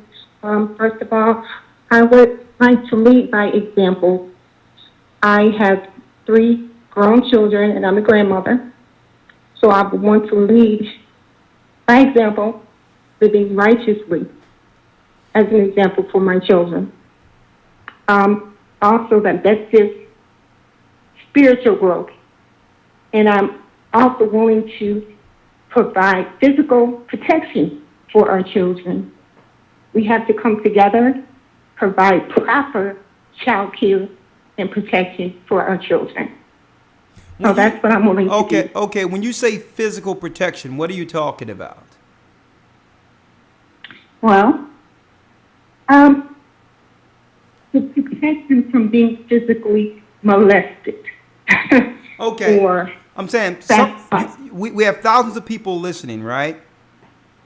So if there's a way in which they can protect their children, you would have to actually articulate that. You would have to illustrate that. Well, I am willing to provide righteous child care under the guidance of my elders. Okay, well, when it In comes that way, yeah, when but, the parents are not okay, all right, there well, to okay, protect them, that's a good idea. I but- will be there to protect them. Okay, well, that's something that you can bring as a sidebar to the elder or deacon in your particular community.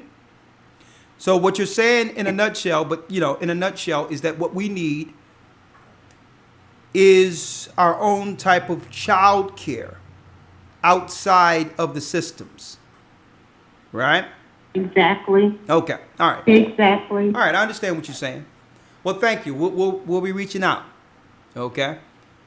And, Shalom, elders. Shalom. There's a lot of hurdles that, one must overcome when you're looking at such a venture, because when you're dealing with children, all types of insurances and all those things come into play, whatever the case is. But we can have those discussions, right? All right, next call. What are you willing to sacrifice to make sure our children don't end up a sacrifice? Talk to us. Doesn't end up sacrifice. 267. Your name and where you're calling from. Shalom. This is Dawud Dagbar. How you doing, family? I'm blessed by the Almighty. How are you? All praise is doing wonderful. The question was, what am I willing to sacrifice? And the answer to that question is, I'm willing to sacrifice my time. And what do I mean when I say that? My wife and I, we are doing what you call a learning center in our community, where the children at this point in time in COVID, they are unable to go to school. So they're doing homeschool, and we're a homeschool family. So we provide a service in which the children in the community can come to us and get their work checked. It's like a tutoring session. We're there, we check their work, but at the same token, the parents know that we have our own curriculum that we teach our children. In turn, we offer that service where we teach them the truth. We also teach them how to be self-sufficient, and we teach them survival skills.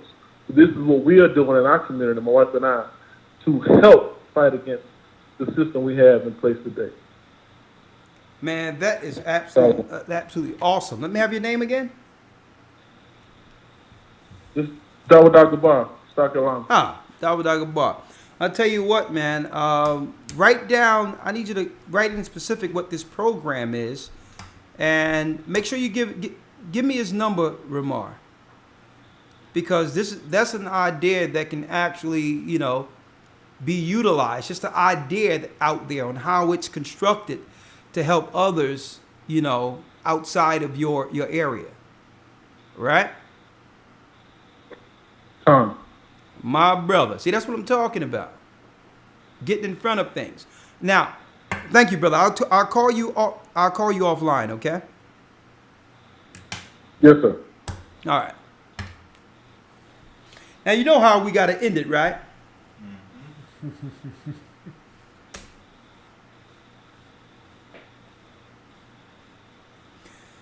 Men, will you take your mantle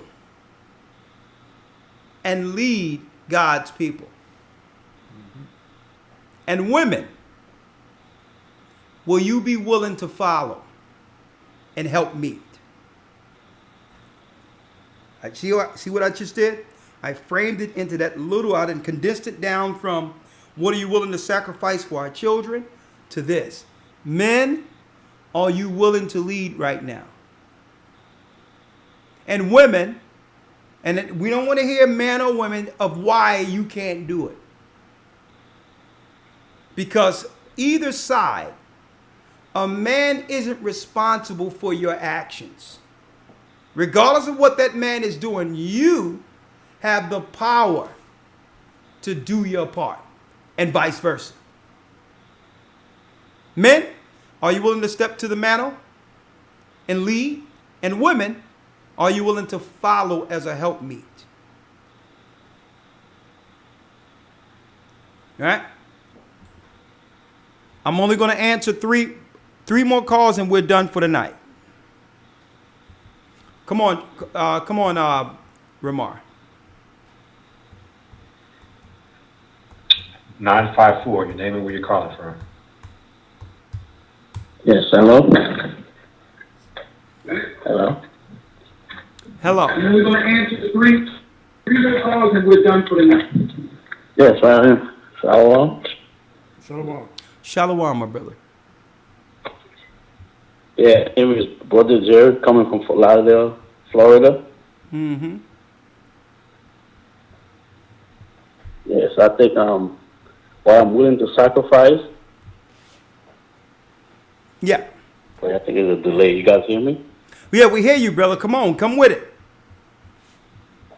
Yes, what I'm willing to sacrifice is, like the other brother said, it was time, and I've been aware. It's very informative that you brought up this lesson tonight, but I've been aware of all the stuff that's the media been pushing on the kids, because I've been seeing it that even in the cartoons in the school, like they always pushing them. So I always on the Sabbath, I always trying to find a way to watch videos with them that they can relate to, like even if it's a form of cartoon or animated, so they can understand. And I teach them the nationality and the law, what pleases the Most High, what they're supposed to do, what not supposed to do. So I'm from tribe of Levi, so I'm very observant. So I observe everything they do, watch even what they're watching on YouTube or what they're watching online. So I observe what they do, and I'm trying to teach them. So if they have to get, like you were saying, if Caitlin's at the door, if they have to get physical, Levi, we don't mind getting it down. So I do my part. So that's what I'm willing to sacrifice, time and teaching them and stuff like that. Well, thank you, brother. Thank you. I really appreciate it. Train up a child the way it would go, and when that child is of age, they should not depart from it. We're really breaking down, but before we break down, I really need to set the table for our Sabbath lesson. Look at your screen.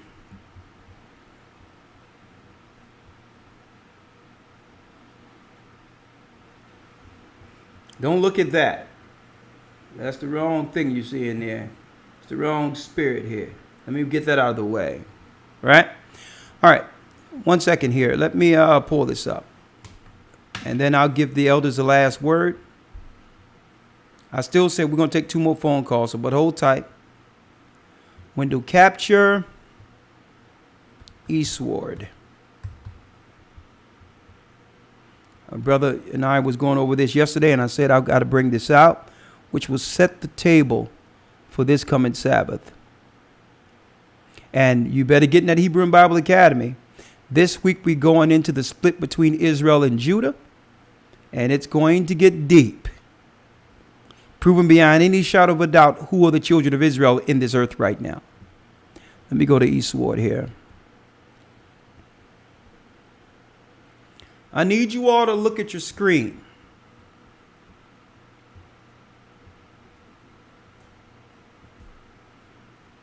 Right? Look at your screen. I'm in Matthew, the 12th chapter and the 10th verse. It says, many shall be purified, that's baptism, made white and tried, but the wicked shall do wickedly. So even though the wicked is doing what they're doing, many are going to get cleansed through this time. You have to stand with faith. You see that in the 10th verse? This is a time we're living in right now. What I'm reading in Daniel 12 is real-time prophecy according to the moment we're living in right now. Many shall be purified, made white, and tried, but the wicked shall do wickedly, and none of the wicked shall understand. So those that are in the world don't even understand that we've been born into a ritual of Moloch. But it says here, but the wise shall understand. Now listen to this, because here's the big deal about this. And from the time that the daily sacrifice shall be taken away, and the abomination that maketh desolate set up, there shall be 1,290 days. 1,290 days is 3.5 years, which is really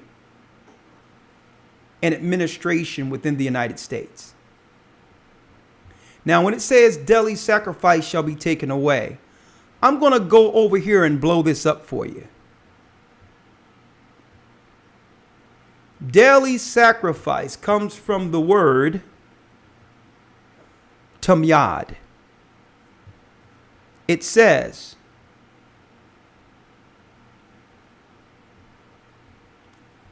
look at this. See that? I'm going to highlight it there.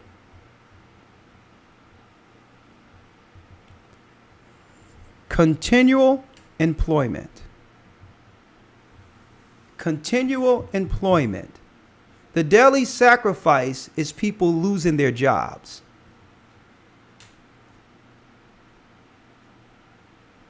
That eventually the jobs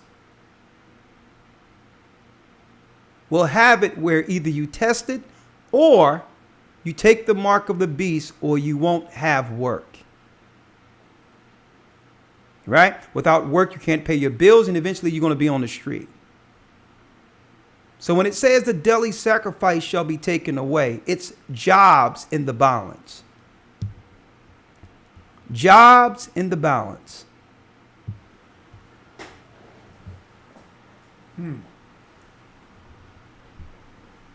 Where are we, folks?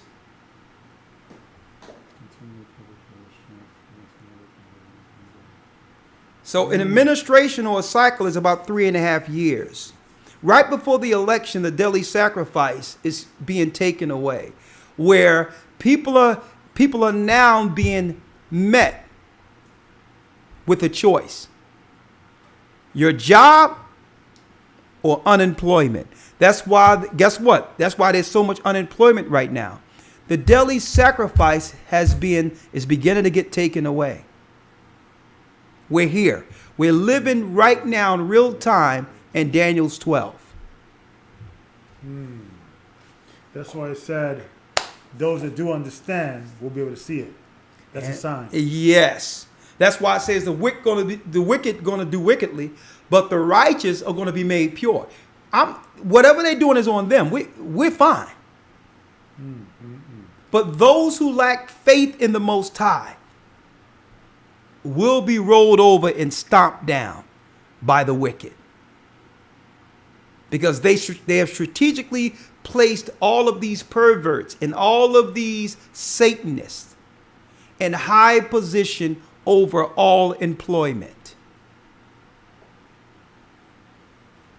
So the first test is the COVID test, to see how many people are going to compromise themselves to stay working. The daily sacrifice is continual employment. When you see the jobs being taken away at a number that's unprecedented since the existence of business, understand that's a sign within itself.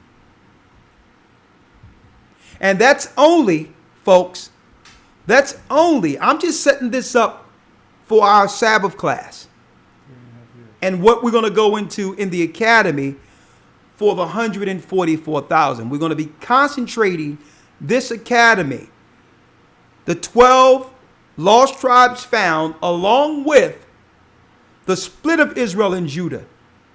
And here it is, finding the 144,000 will be the academy this coming Sunday. All 12 tribes and the Gentiles who'll actually be there as a spiritual underground railroad to help the children of Israel get to the wilderness this coming Saturday and Sunday. It's not about talking about it anymore. It's being about it. And see, tonight, which we put out a lot of challenges here to have you think. Guess what? We knew that all answers would be fragmented and possibly, people come with different answers. There's no failure in trying. But all in all, folks,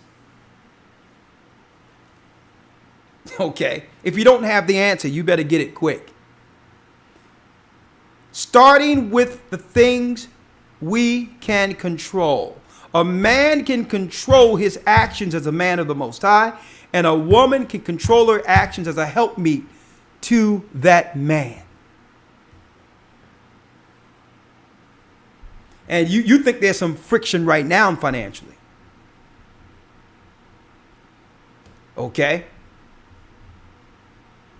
A woman's stability, more so than anything, her security has been what? The fact that she was able to make do with some finances in a society that was more catered towards incentivizing the woman through socialism. Man, there's going to be some decisions when it comes to a man telling the woman, listen, wife, listen, don't worry about the job. Well, how are we going to eat? I know you're not going to get the mark of the beast, and you better not take that test.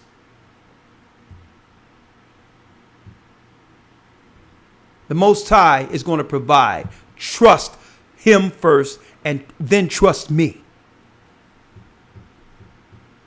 Because the faith comes from the invisible first. It's the substance of things not seen but hoped for. No one is going to be able to fluff it up and give you a sign cushy enough to have you step out in faith.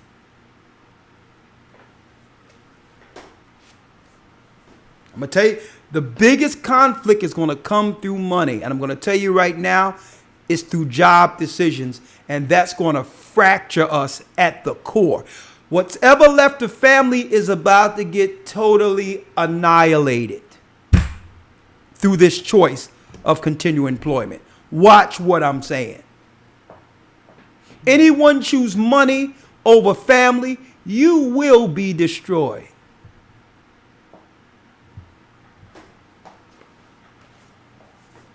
No, I'm setting it up for Sabbath. No more. That's it. I'm done. I'm done. I'm finished. I'm going to give y'all a chance to think about it. Go ahead. Y'all, you have it. Come on. You see, the sacrifice was added, the daily. The daily, the sacrifice was, it's the daily. You think of the temple. People thinking about sacrifice, but sacrifice wasn't actually in the original language. Right. They put that there. Daily means your everyday means of employment shall be taken away. COVID-19, coronavirus. You got to shut down these doors and start getting these It was an immediate restructuring of the system.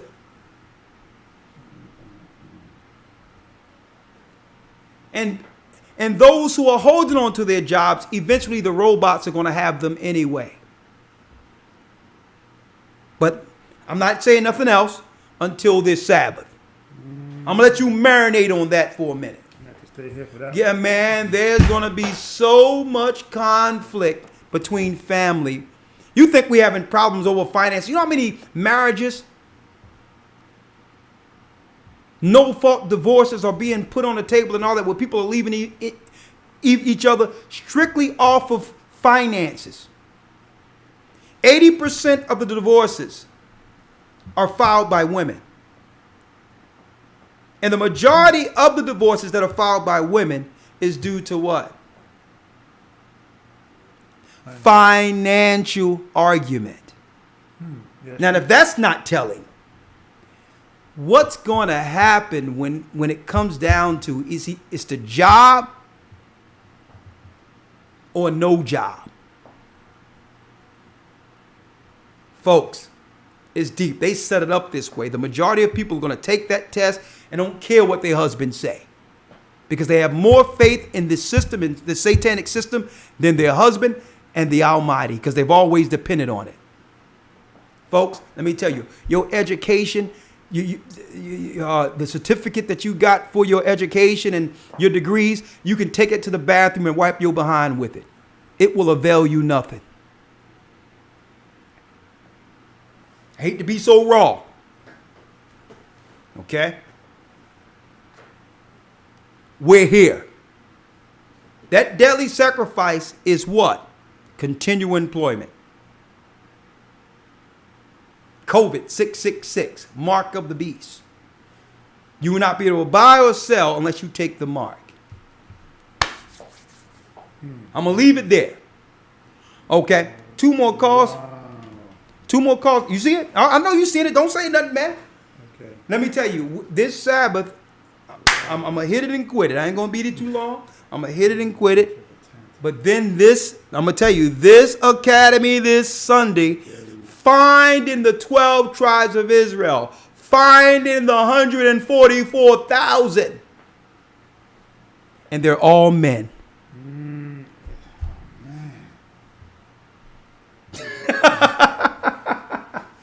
Yeah. Anything y'all want to say, elders, before we take 2 more calls here? Listen, I think we just blew it up at the end. I saved that strictly for the end. I'm gonna tell you, it's a bribe right now. All the money they giving people, it's a bribe to keep you still. A gift spoileth the heart. Yeah? I'm going to tell you right now. Folks, it's on the horizon. When I say Caitlin and RuPaul is at the door, guess what? They're in the bathroom with children. They're in the house, in the bathroom. Okay? In the unisex bathroom with someone's child. They're in the house already, folks. So I'm going to leave it there. Anything else, other lawyer? Come on. Let's go. To read real quick. In relation to the overall topic, the overall conversation. Come on. Just a few things here, right? And a lot of this was mentioned throughout the course of the discussion, but just putting it in scripture. Usually when we have these conversations, usually the natural inclination is to come in pointing fingers, to come in looking to either absolve ourselves personally for whatever reason, whatever excuse we have, male or female, on both sides. We look to point fingers, so on and so forth.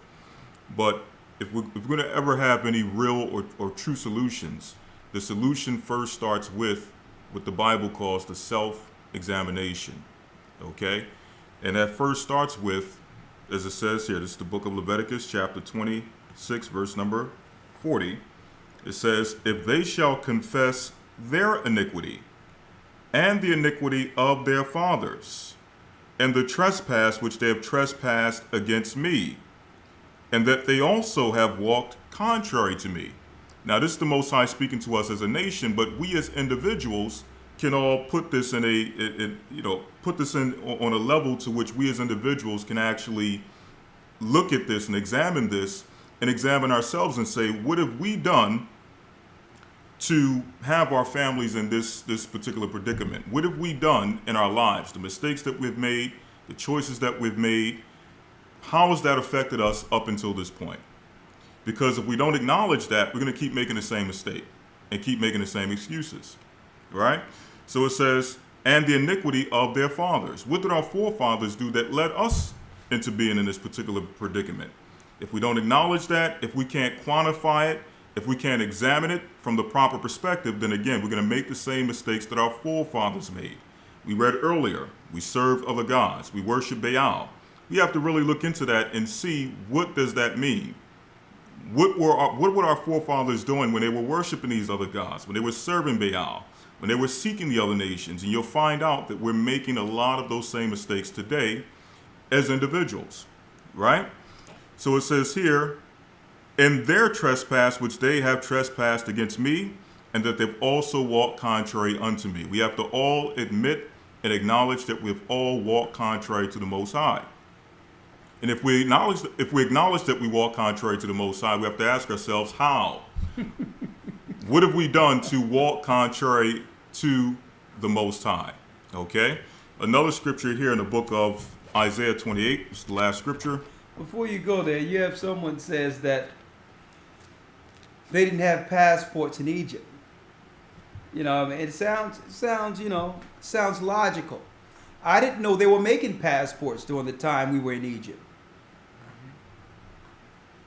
So the whole deal is What does that have to do with the price of tea in China? What does that have to do? And see, and this is what I'm talking about when it comes to our people's lack of focus. The Most High is going to deliver us either way, whether we on a plane or He move us some other way. The focus is, will you make it?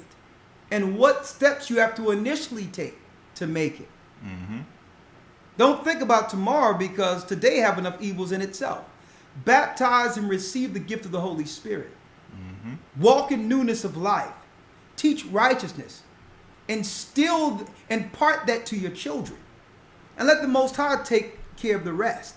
And if it's getting passports for you to leave, and that's what the Most High put in your heart to do, utilize it.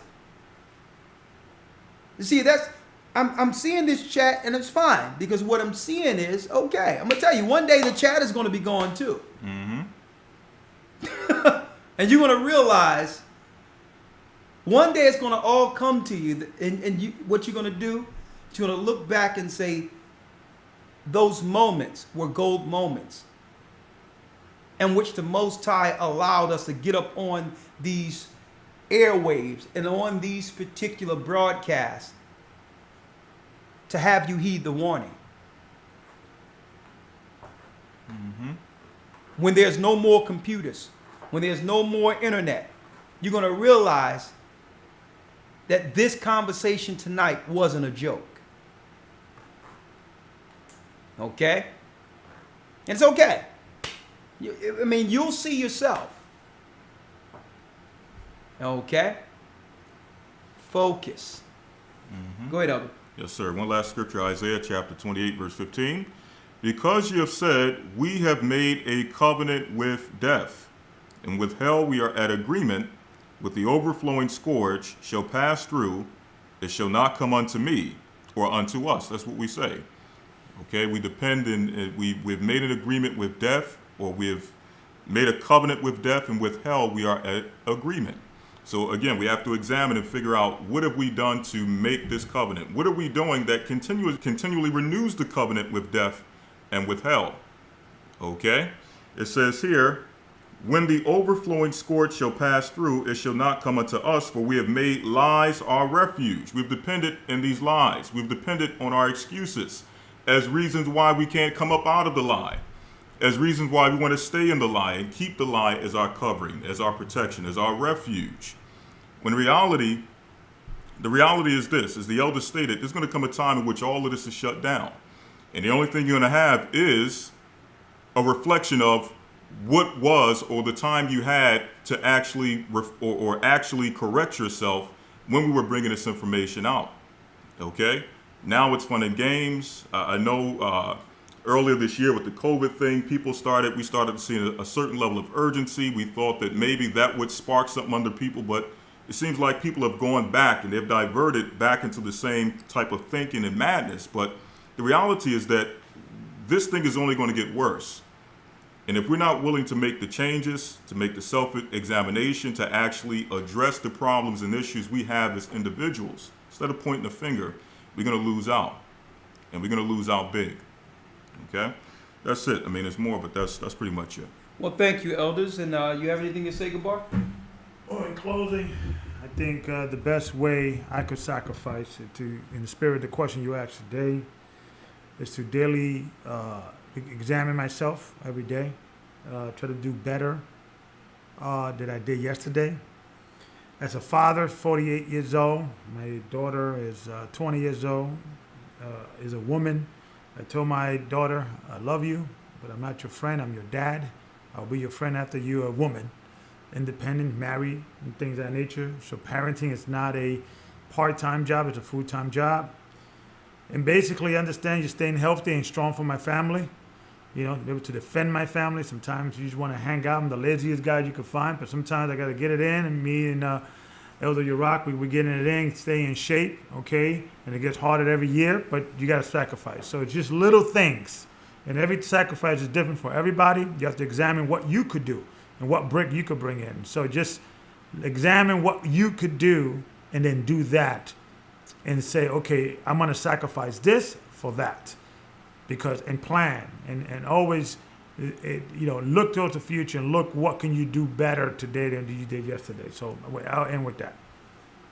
Thank you, elders. And that concludes our broadcast for today. I'm going to just say to you, brothers and sisters, stay prayed up, sin not.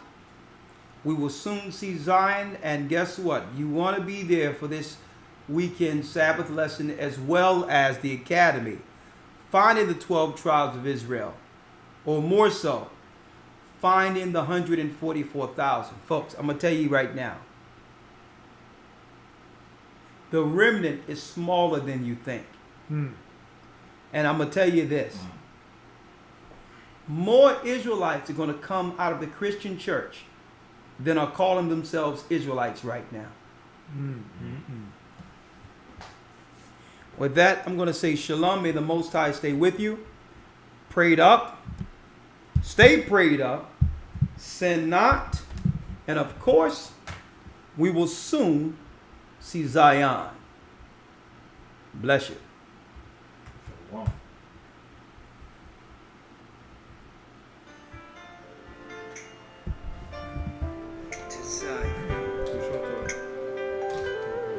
I was lost, but now I'm found. I'm a child of Israel. I heard the sound, hear the sound. Please give me the strength to stand today. With my eyes towards the east, show me the way. Thinking now, they're going to be thinking. That's what you want.